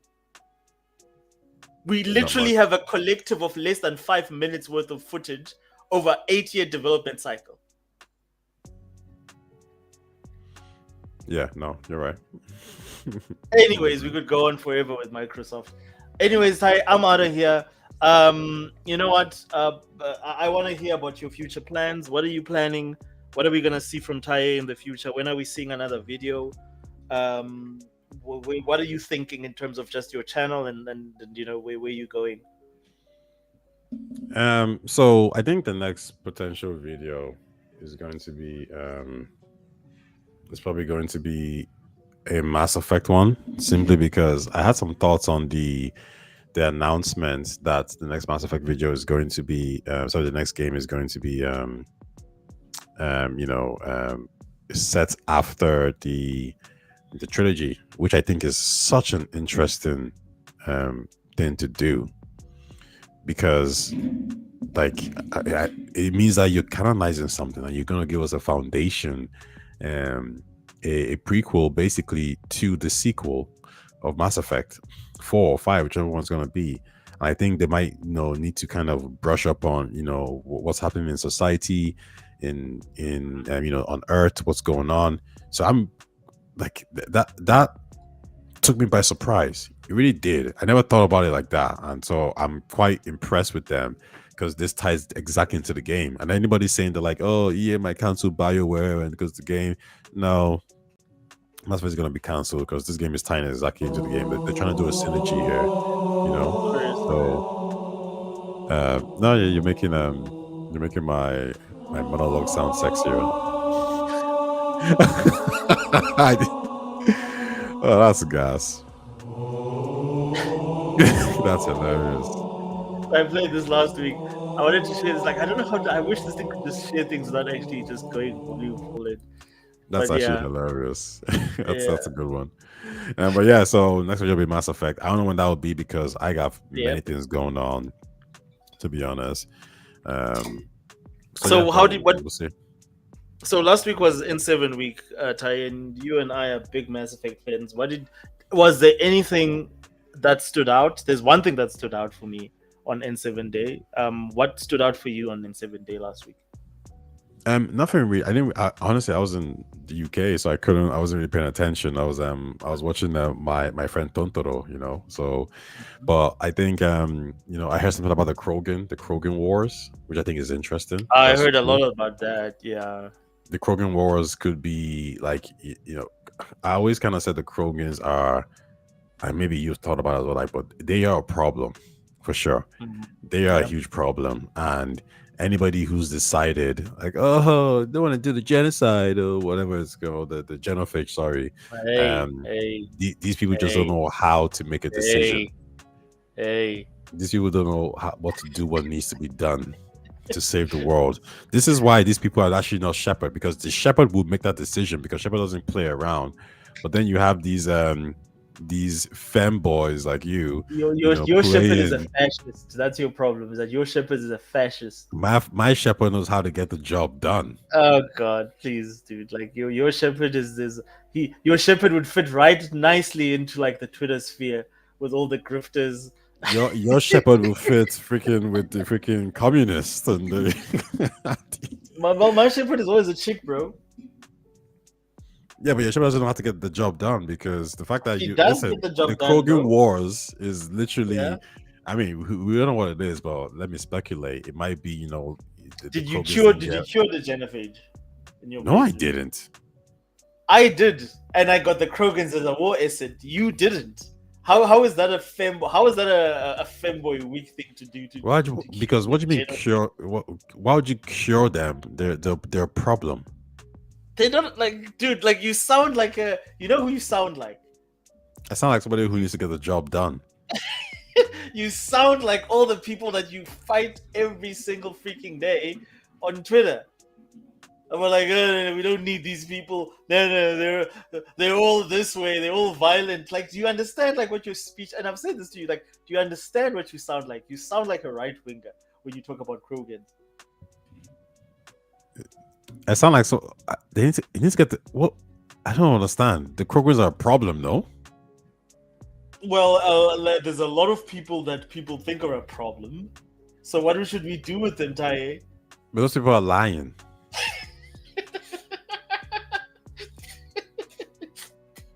Anyways, we could go on with this debate for another hour. But yeah, man, like so is there any update on Exodus? And the one thing that stood out for me on well, hold on. Richie says so the Praetorians are not a problem. The Praetorians they're more isolated than the Krogans. The Praetorians are actually the Praetorians there's another race that's more popular than the Praetorians. Yes, you can, Richie, but that's cruel, my man. That's evil, bro. Well, what did Richie say? He says like you can use the fake vaccine to pretend that you cured the Krogans and they'll join you. Basically, you're fucking. Imagine that, yeah. You are fucking. You can like if there's an option to kill Morden before he can go and perfect the vaccine and put it into that A thing. If you kill him, then you just lie to the Krogans and tell them that you cured the genophage, but it's actually the fake version of the vaccine. And they think that they cured, but they're not. I love Rix. Rix is my guy. Like, I would never do that to Rix. I saved him on Vermeer, and Taye wouldn't know what that is because he's never played the first game, so he's never bonded with Rix. So that's why he's a Krogan racist, because he's never actually taken the time to get to know the Krogan. To him, they're just some Neanderthals that need to be stomped out so that he can enjoy his visits around the galaxy without any interference. Well, the problem with the Krogan is they are a victim of necessity. As I've said before, it's not their fault that they're in this situation. We shouldn't have intervened in their we shouldn't have forced them to uplift. Like, we use them as a tool to benefit ourselves. I mean, but we at the same time we had to use them as a tool to save the galaxy. Yes, the problem is they're the only one that could defeat the Arachne. Yeah, but the problem is we didn't use that power efficiently. We should have spoken to them properly. We should have educated them. We should have done all these things, and we didn't. We just kind of gave them it's like we give a bunch of children like just weapons and goes, here you go, like go do this, go do that. They just weren't societally or culturally developed enough to kind of interact with the council, and it became a shit show. They realized that they had all the power, and that's how the war started. So that was our fault 100%. But once we make a mistake, we still have to fix it, and we tried to fix it. They said no, so then we had to really fix it, and that was a genophage. If the council didn't use a genophage, the Massified universe as we know it wouldn't exist, because the Krogans would have wiped everyone out, and they would have wiped out the humanity. What's the first three letters of the first 4 letters of the genophage? Geno. Okay, thank you, Tai. But I just think it's funny that like if an alien race came down now to Earth and their goal was to wipe us out, would we not be doing genophage if we wipe them out? No, but these are your allies. This is like you turning on your allies and genophaging your allies because of the fact that they no longer. There's always other means, dude. Like you can always find. No. That's a lie. Like and that's a very like weird take. What do you mean? There's always other means. If one side is saying our goal is to genophage you, you have to respond in kind. Yeah, but like the Krogan are not gonna genophage anyone. They were just expanding more rapidly. That is the only. And what do you think that leads to? Dude, like what do you think happened? What do you think happened to the Native Americans when they showed up? Sorry, what did happen to the Native Americans? My thing is that when the Caucasians showed up. So you agree then, Taye, with everyone saying that let's keep the immigrants out because of the fact that eventually they'll overtake us. No, so that's not the same thing. Okay, explain. Because the galaxy what I'm saying is let's say alliance space. If I'm living in Europe, I live in Europe right now. Yeah, if out of nowhere, some Americans they say, yeah, what's up? Like we're expanding, so we're gonna take over France, and also we're gonna use all the resources in France, and we're gonna push you guys out of France. So now you push us from France to Germany, then you come to Germany, you push us from Germany to Italy, then from Italy to Poland. So at the same time, you're wiping us out and you're pushing us back. You are genophaging us in this process. Then it gets to the point where it's like, actually, the reason why their planet got destroyed was because they over-harvested it and overused it. And now they're doing it to our planet. They did it to France, they did it to the UK, they did it to Ireland. Eventually, they're going to destroy the whole world. So what do? Do we let them do it, or do we stop them now and save everyone? Listen, and I've said this to you, listen to what you're saying. You sound like every single right-wing supremacist on the internet. If we don't stop them from invading our country or our land, soon they'll overrun us and they'll overtake it and we'll have nothing left. We have to stop them. You sound like you're campaigning for Conor McGregor. Yeah, but they're lying. I'm telling the truth. Fuzzy says if the Solarians didn't interfere and give the Krogan space travel, they wouldn't have been a problem for anyone. Exactly. No, this is true, but the Rachni would have wiped. This is true, but the Rachni would have wiped everyone out. So same thing with immigrants. If Europe had not gone and colonized 2/3 of the world, they wouldn't have immigrants. Wasn't Tuchanka destroyed by nuclear warfare? Yes, Richie, you are correct. The Krogans destroyed Tuchanka because they were crazy and they were going to destroy the rest of the galaxy with their nuclear warfare and bullshit. This is true. This is accurate. This is accurate, but this is exactly the same rhetoric that is used against other people from formerly colonized countries that show up. They are incorrect though. Okay, so how are you correct? Because the Krogans are an actual problem. Who gave the technology to the Krogans so that they could get to a point where they could be self-destructive and they could be a danger to the universe? I'm just like, it's like, okay, like, if you want to use a colony example, it's like, it's like let me even say, let's say those back in the day, let's say the Romans, right? They were civilized, they were great. Then you had these barbarians, right? And then the Romans ends up giving, let's say, the barbarians, the Germans at the time, the Gauls, crazy weapons. And the Gauls use the weapons to attack the French and the Irish and the English. Yeah. And the Romans are happy, like, oh, cool, you got rid of the other barbarians, welcome to Rome. And then the Gauls are like, cool, the Gauls take over Ireland. They took over France. They took over Italy. No, not Italy. They took over all these other regions. And then they tell the Romans, like, yeah, we need to take over some of your places as well, too. In fact, not just take it over. We need to actually use the land and push you guys out and, in a way, wipe you guys out over the next 1,000 years, because that's what we're going to do. And again, my thing why is would the Romans stay there and get wiped out? Now the Romans tell the Gauls, yo, let's negotiate, let's talk, just take some of this land, take some of this. And the Gauls are like, no, we want everything. At that point, it's war. So again, like these events, like this course of events is based on whose historical retelling? These are the facts. Facts based on whose historical retelling? Because like this no. Again, this is not retelling. This is Mass Effect lore. Like, don't get me wrong. Like, you know, Casey Hudson and the other guys who make the game, they weren't trying to like deceive or trick us. Like, this is what happened. Because no, they were not. But like, what I'm saying to you is that, like, well, I mean, like, let's look at, like, for instance, all the movements that have become the biggest bane in America's like periphery right now. Let's look at, like, for instance, how was the Taliban formed? Who gave the Taliban weapons? Who empowered the Taliban? Who uplifted the Taliban to be where they are? Who helped in that same respect? Which resources? Where did the resources come from to fund the likes of ISIS and what those movements became later on?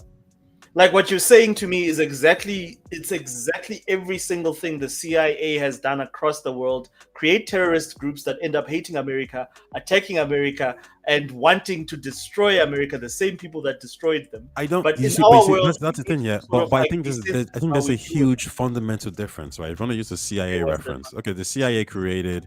You know, you could say, you know, the Taliban, all that kind of stuff. Like, cool, trained right? Osama bin Laden and all those guys. Yes, those are all CIA. CIA but yeah, and that was worse because they then used those people. Then wanted to go subjugate their own people. Right? The Krogans, like, they didn't give the Krogans weapons to go subjugate anybody. It was just like, oh, thanks for saving the world. Oh, sorry, thanks for saving the galaxy.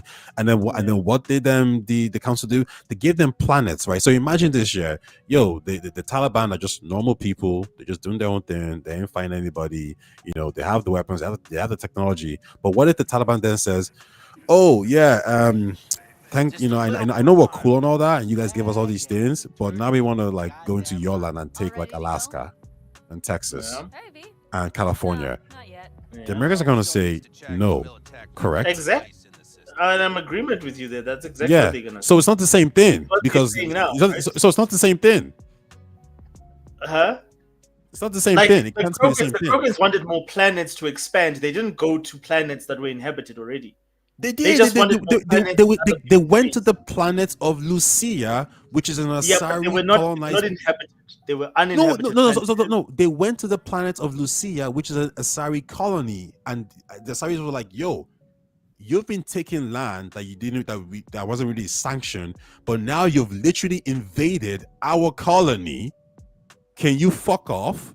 And the Krogans said no. And they had a meeting in the council, and they told the Krogans, you need to stop this now. Like, you're literally taking over planets that are ours. This is an invasion. And the general Krennic, I believe that was his name, Krennic, he laughed in their face and said, come and take it back.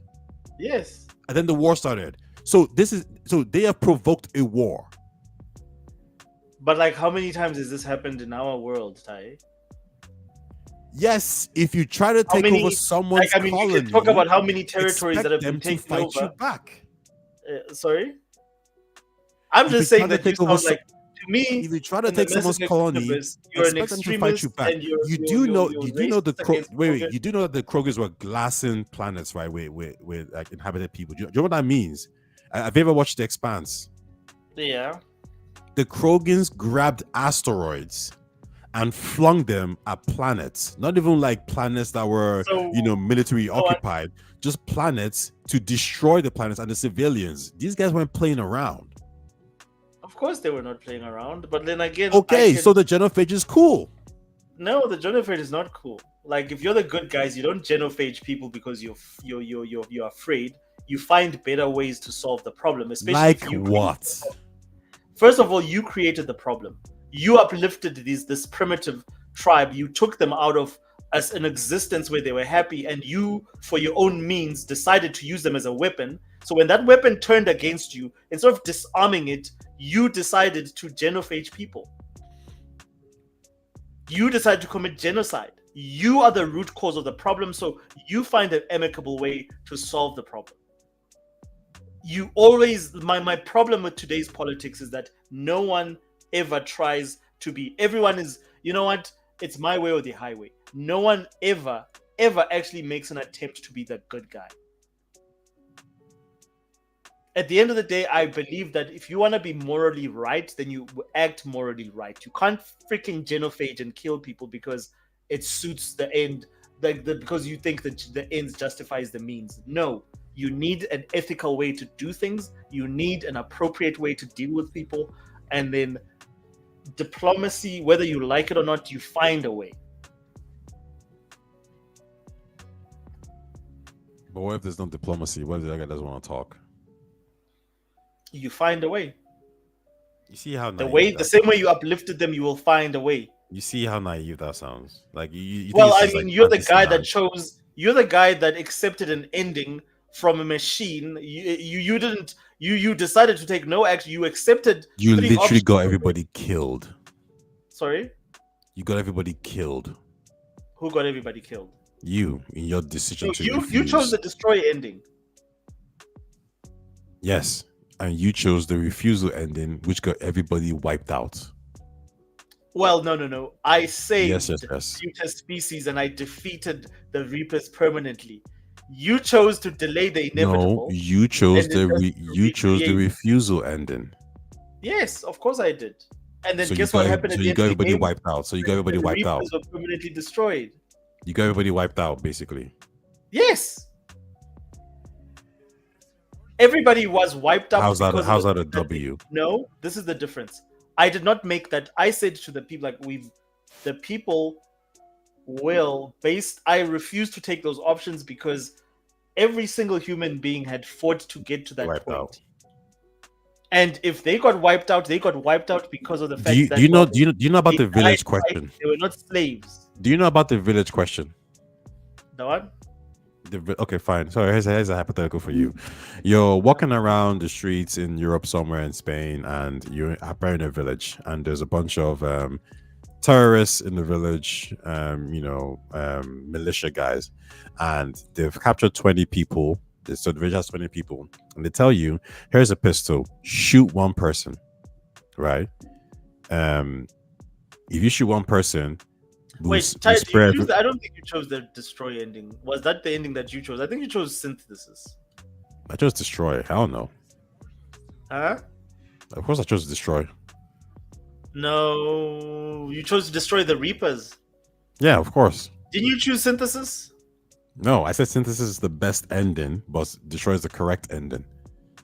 Oh, okay. All right. Because I remember seeing something about synthesis. I think both endings are whack. Like, synthesis makes no sense to me. You're whack. Okay. Your option is the worst option. You can't even talk. Rejection, and they get everybody wiped out. Yes. Anyways. Yes, it's free. No. It's freedom of. It's every single person I would give a no, it's not freedom of bullshit. Like, what the hell are you talking about? You get people like murdered, and you talk about freedom of choice. What are you talking about? Absolutely.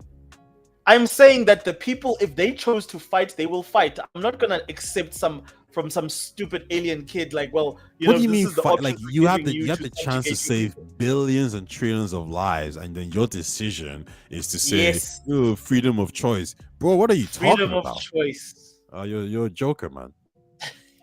Why would you choose to conform to what the evil aliens are saying because of the fact because you're alive? No one can give you your freedom. You take it.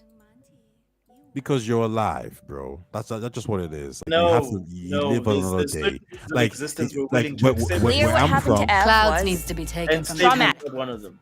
Where I'm from in Ireland, the British colonized us, and one of the things that happened is we were fighting them, we were going back and forth with them, and at some point we realized that, you know what, guys, we realized that we're going to lose this battle.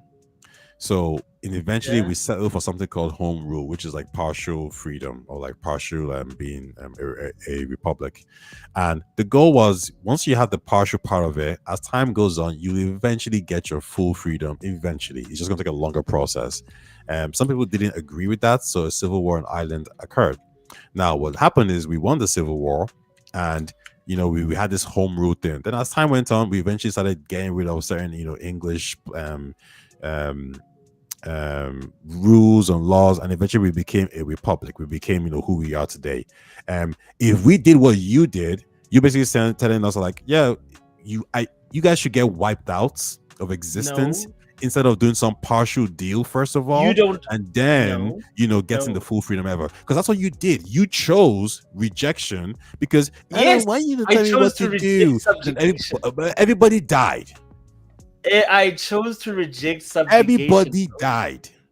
Everybody died, and guess what happened? Our message lived on through the same so trillions of people died because of your emotion and how you feel.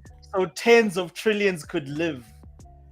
What are you talking about? There would never be another. There would never be another harvest again. You chose to subjugate yourself to the reapers. They didn't. Wait, what are you talking about? If you choose red, you destroy the reapers. The harvest is done. No, you don't destroy. Like, you destroy the reapers according to the robot that's telling you a convenient. But the harvest is done. According that to was who? your point. You said according harvest to who? is done. According to who? According to the same. If you're gonna play that game, then according to you, how does your ending lead to no more harvest? According to who? It might happen 2 million years later. Yes, it happened 2 million years later, but I knew for a fact that. Don't say the harvest is done then, because it's not done then. What do you mean it's not done then? You said the harvest is done. You saw the ending. Did you not see the alien kid standing next there talking about the shepherd and how they saved them and they gave them the technology? Yeah, and it might destroy ending. The reapers are dead. There's no more harvest. It's done. I don't know. Like that's like your oppressors giving you an option to free yourself. To me, that's a non-option. You are being tricked. That's like telling the Irish people the fact that you accepted home rule, which is not full freedom, you're still a slave to the British. Therefore, you should all fight until you all get wiped out. We didn't choose that path. We didn't choose to get wiped out and all die and get eradicated or genocided. We chose home rule, which then led to us getting freedom eventually in the end. What are you talking about? Did you watch Black Panther? I mean, I did watch Black Panther. So at the end, do you remember what Killmonger said? His option was prison or death. And your option is prison, but you just don't want to admit. How is it prison? Because it's the Reapers giving you the choice. You are indoctrinated. The Reapers are giving you the choice, and it's a false choice. And they're saying it's a false choice. At least the Reapers being wiped out. What are you talking? Like, do you even hear what you're saying? The Reapers being wiped out. That's like a murder. That's like a freaking murderer coming to you and say, "Here's a gun and here's a bullet. You can shoot me, or you can just do nothing." And you're like, "The fact that you gave me a choice, I ain't gonna do nothing. Okay, I'm gonna go kill everyone else now." Like, what are you talking? This is what you're saying. What are you talking about? So okay, cool. Do you understand what you're saying? So no. Can you address what? No. Wait. Can you address what I just said? Can you address what I just said, please? Yeah. The Reaper is a murderer who kills people, a serial killer. Yes. Then the Reaper comes to you and says, "Here is a gun and a bullet. Yeah. You can shoot me, and if you shoot me right now, you will stop me from killing everyone else and killing you and everyone else you care about. Or you can just leave me alone, and I'll just keep doing what I'm doing." Okay. You chose to leave him alone and let him keep doing what he's doing. No. And then your response is, he gave me a choice. I didn't want to play his game. No. Yes, Listen, yes. I rejected your choice. I chose to fight you to the death. There's a difference. I chose to go down fighting and not take your conditions. Yeah, man. Go fight an MMA fighter. Let me give you another thing. Go fight an MMA fighter to the death with your fist. Another thing that you're skimming over. Another thing you're skimming over in this ending, this ending scenario is the fact that you also kill all other synthetics.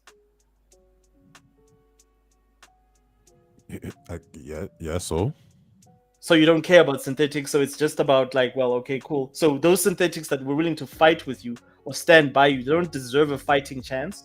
So everyone else dies. The thing is, Ty, whether everybody else dies depends completely on whether or not they can win the war. Do you know how crazy it is that do you know how crazy it is that imagine some alien race came down to Earth and they was wipe out everybody, and they were like, we're gonna wipe out the dogs and cats, only dogs and cats, and we say, well, dogs and cats are helping us fight you, so everyone should get wiped out. Every single species on this planet should get wiped out just because we don't want to just wipe out one species. Do you see how crazy that sounds? Everyone has to die because one species is wiped out. But do you know how many species has been wiped out on this fucking planet? No, very simple. So my question also crying for gets exactly. What about the Batarians, bro? What about the Batarians? Yeah, what about the Batarians? Did you attack them? Did you wipe them out? No, I don't think I wiped the Batarians out. I can't remember. Didn't Shepard kill like thousands of them in the game? No. Sorry. Didn't Shepard kill like thousands of them in the game? Well, was that my choice? Was that a choice that was given to me? Oh, now it's not my choice. Okay. That was not my. I didn't make that. I mean, you could have just dropped the pad and said no. What do you mean, drop the pad? You could have stopped playing the game. You kept playing. That's your choice, no? Ty, this is not the same thing. We're talking about in-universe deaths here. Exactly. So when you bring up migrants, it's not the same thing either. That's what I'm trying to tell you.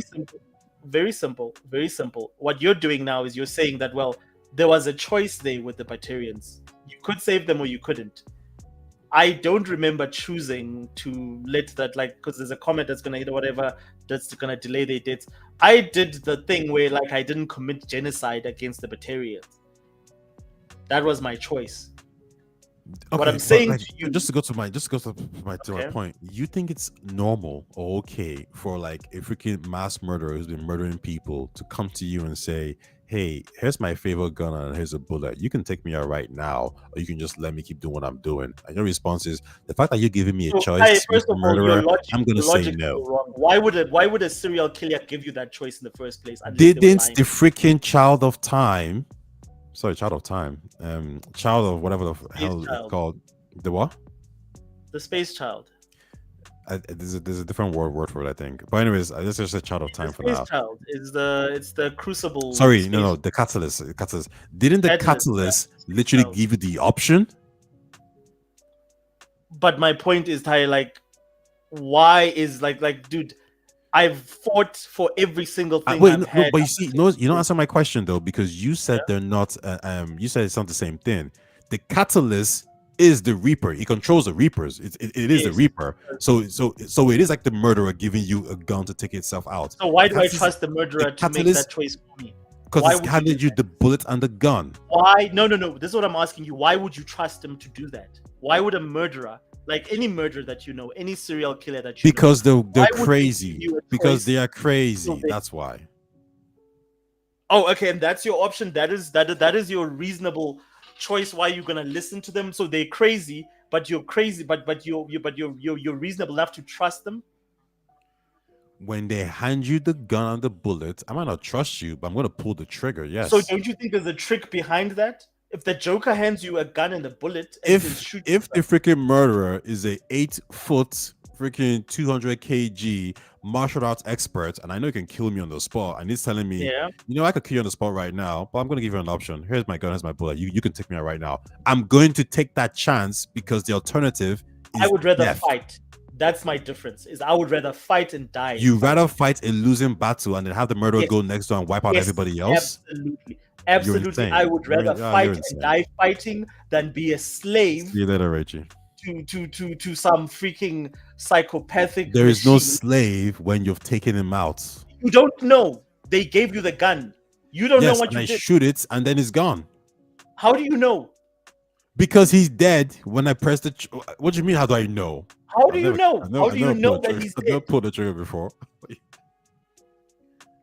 How you've never pulled that trigger before? You've never had one button that kills all the Reapers that you've struggled to push back from planets. Does that seem like a logical solution to you?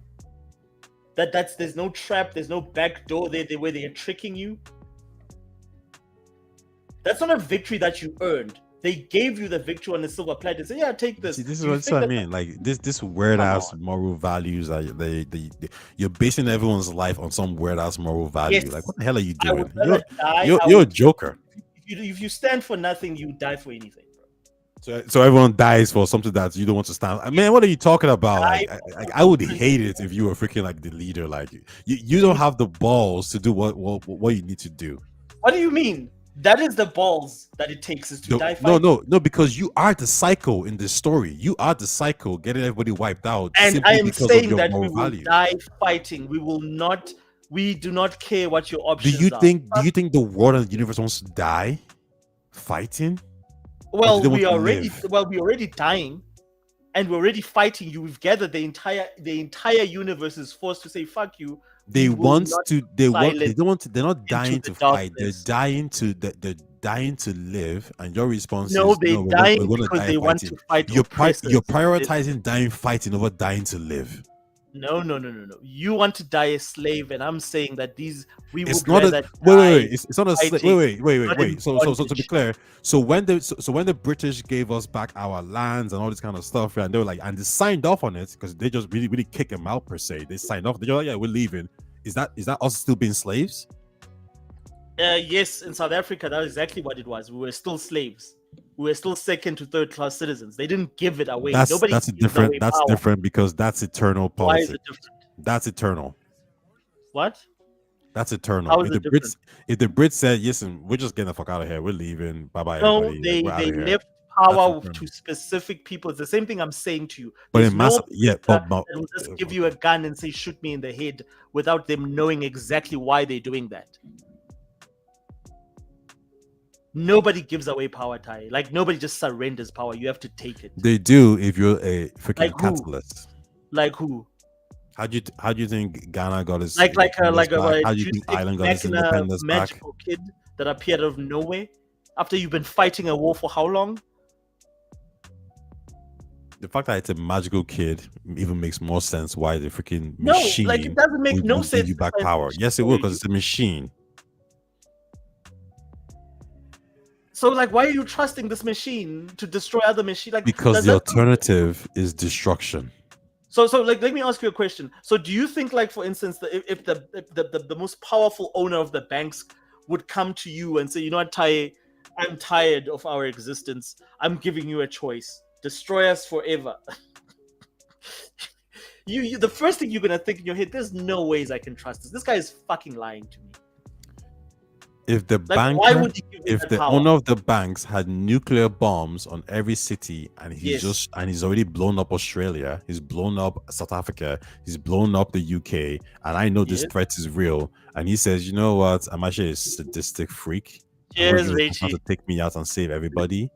What's gonna happen is I'm gonna do it. I'm gonna take my chances because guess what?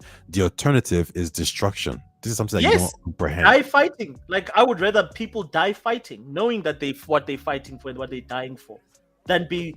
You rather have the human race and all animals on this planet wiped out because you want to die fighting. Die fighting. We're in a war.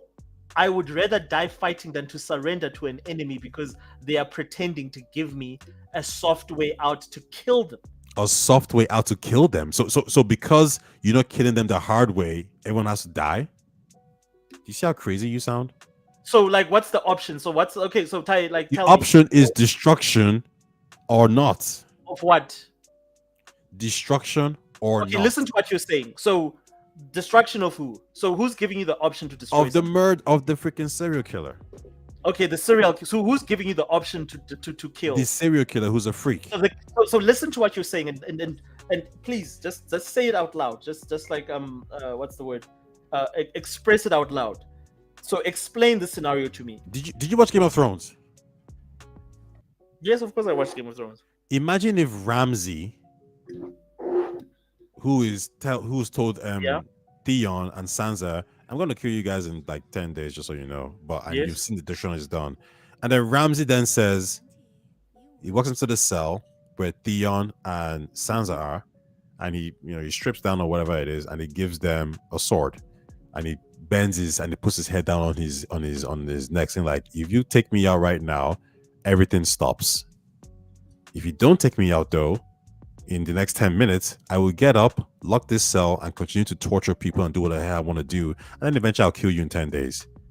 Do you think Theon and Sansa say, well, no, because I don't trust you, and Okay. I just need to make sure, that I take you out in the proper way.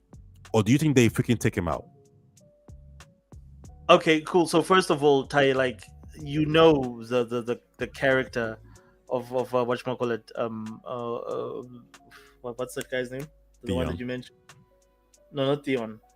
Ramsay. The main bad guy. Ramsay. You know his character. Yeah. And he did that shit all the time. He was fucking with Theon the whole time he was there. At any point in time, to the point that he even led him to believe that he could escape, that he was his friends. He was manipulating him every single second he was there. And did Theon take that chance? Which chance? Where did he give him a chance to try to escape? Sorry? Did he take the chance to try to escape? Yes. He took a chance that perfect. but that now, was not the given. difference now, yes, exactly. And the difference here with Theon and Ramsay is that Theon was mentally tortured, right? So there was exactly the catalyst isn't playing games. This is the first interaction. No, Tai, like what is indoctrination? What did they do to Saren? Shepard was not indoctrinated. Machines that have lied and they like, this is their MO. Shepard was not indoctrinated. A lot of other Mass Effect fans would disagree, but in terms of law, yes, you can argue that he was not indoctrinated. But okay, I'm saying so then we proceed. No, I'm asking you this: you would trust a species that's capable of indoctrination with them because all they need to do is indoctrinate me. They don't need to actually lie to me. I'm already indoctrinated, right? So why how lie? do you know you're not indoctrinated? What is the alternative? The alternative is you fight and you die. At least you die for something, that you die knowing the fact that you died fighting, not at the mercy of your enemy. That's it.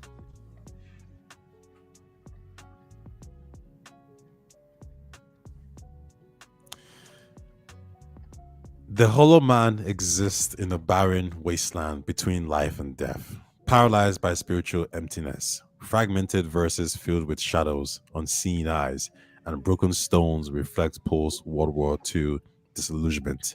Ends with the famous prophecy of civilization's collapse. Not a bang, but a whimper. Listen, bro, if you want to go out, just like meh, like that's fine. I don't want to go out.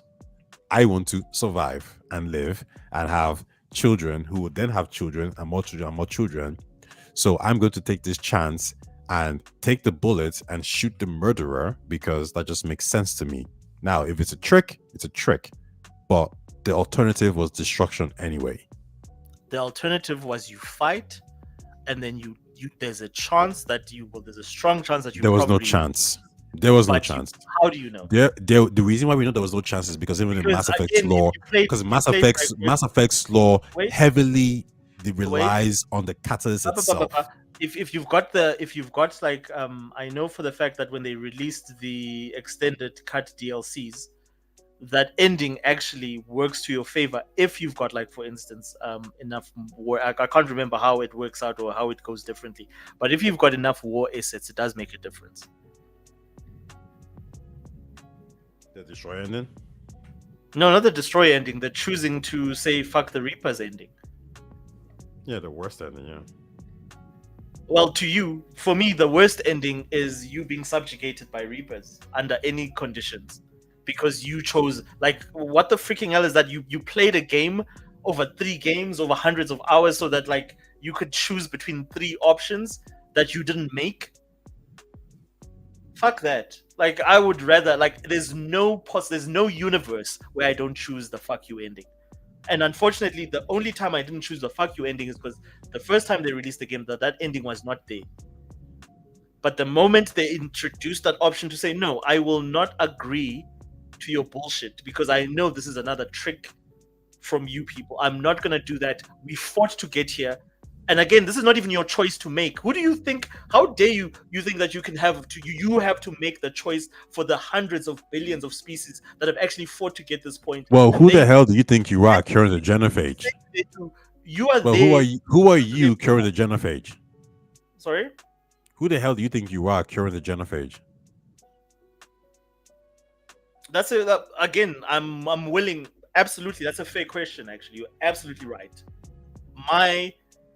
My decision to cure the genophage is very. You could put me on trial to say, you know what, that was very anti-human, anti-whatever. But the conditions under which I cured the genophage, nobody seemed to question. Nobody had a problem with it. But you're right. I deserve the same scrutiny for curing the genophage, because of the fact that the Krogan might be assholes and then decide to do some other shit again, right? And the only reason I cured the genophage, and I could have faith that the genophage being cured will make a difference, is because I'm biased. And the fact that Rex is my friend, and I care about Rex, and I believe he'll make, as the leader of the Krogan, he'll make the right decision. If he doesn't, then I take full responsibility for that.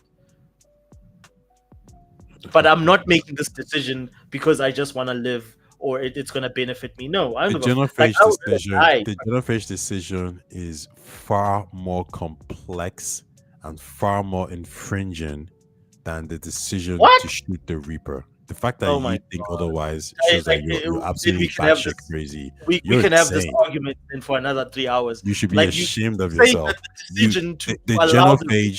The genophage is literally curing this group of people who are madmen who are going around freaking torturing and murdering people, glassing planets because they're insane. As opposed to the Reapers that you're taking, you're taking that risk as opposed to shooting the Reapers down. No, you are choosing to believe the Reapers, that the Reapers are going to put themselves down. You have not pulled the trigger. They are saying, do you want us to pull the trigger? The alternative is destruction. The enemy with your victory. And I'm saying, okay, cool, go for it. The alternative is destruction. I think you're wrong, but it's fine because I know you're very sensitive, emotional person, so I can see why you think that. I can't do this. I want to die fighting for my No, because it's a very emotional take that has no basis on logic. It's just a logic. What is the logic of believing machines? It's to shoot the freaking creatures that are trying to wipe you out and everybody else in the galaxy. So your logic tells you can trust these machines. My logic says it's irrelevant if I trust them or not, because the alternative is destruction. Can you trust machines that have enslaved different organics for tens of thousands or hundreds of thousands? I don't know how. It's crazy how it's just insane how you have one person who is like a bad person doing bad things to bad people, and this person is clearly mentally messed up because what they're doing is insane, and then in the opportunity to take out that person with a bullet and a gun, maybe they're having a mental health breakdown, your response is no, we have to fight. It's not one person, it's a race of machines. But bro, I'm like 7'8", I do martial arts and I weigh like 300 pounds. Like, what are you talking about? It's not a person, Tai. It's a race of machines that are way more smarter than us. Exactly. So when a race of machines doesn't need to trick you. Sorry? Doesn't need to trick you. It can just kill you. Sorry, what? It can just kill you. They have indoctrination for a reason.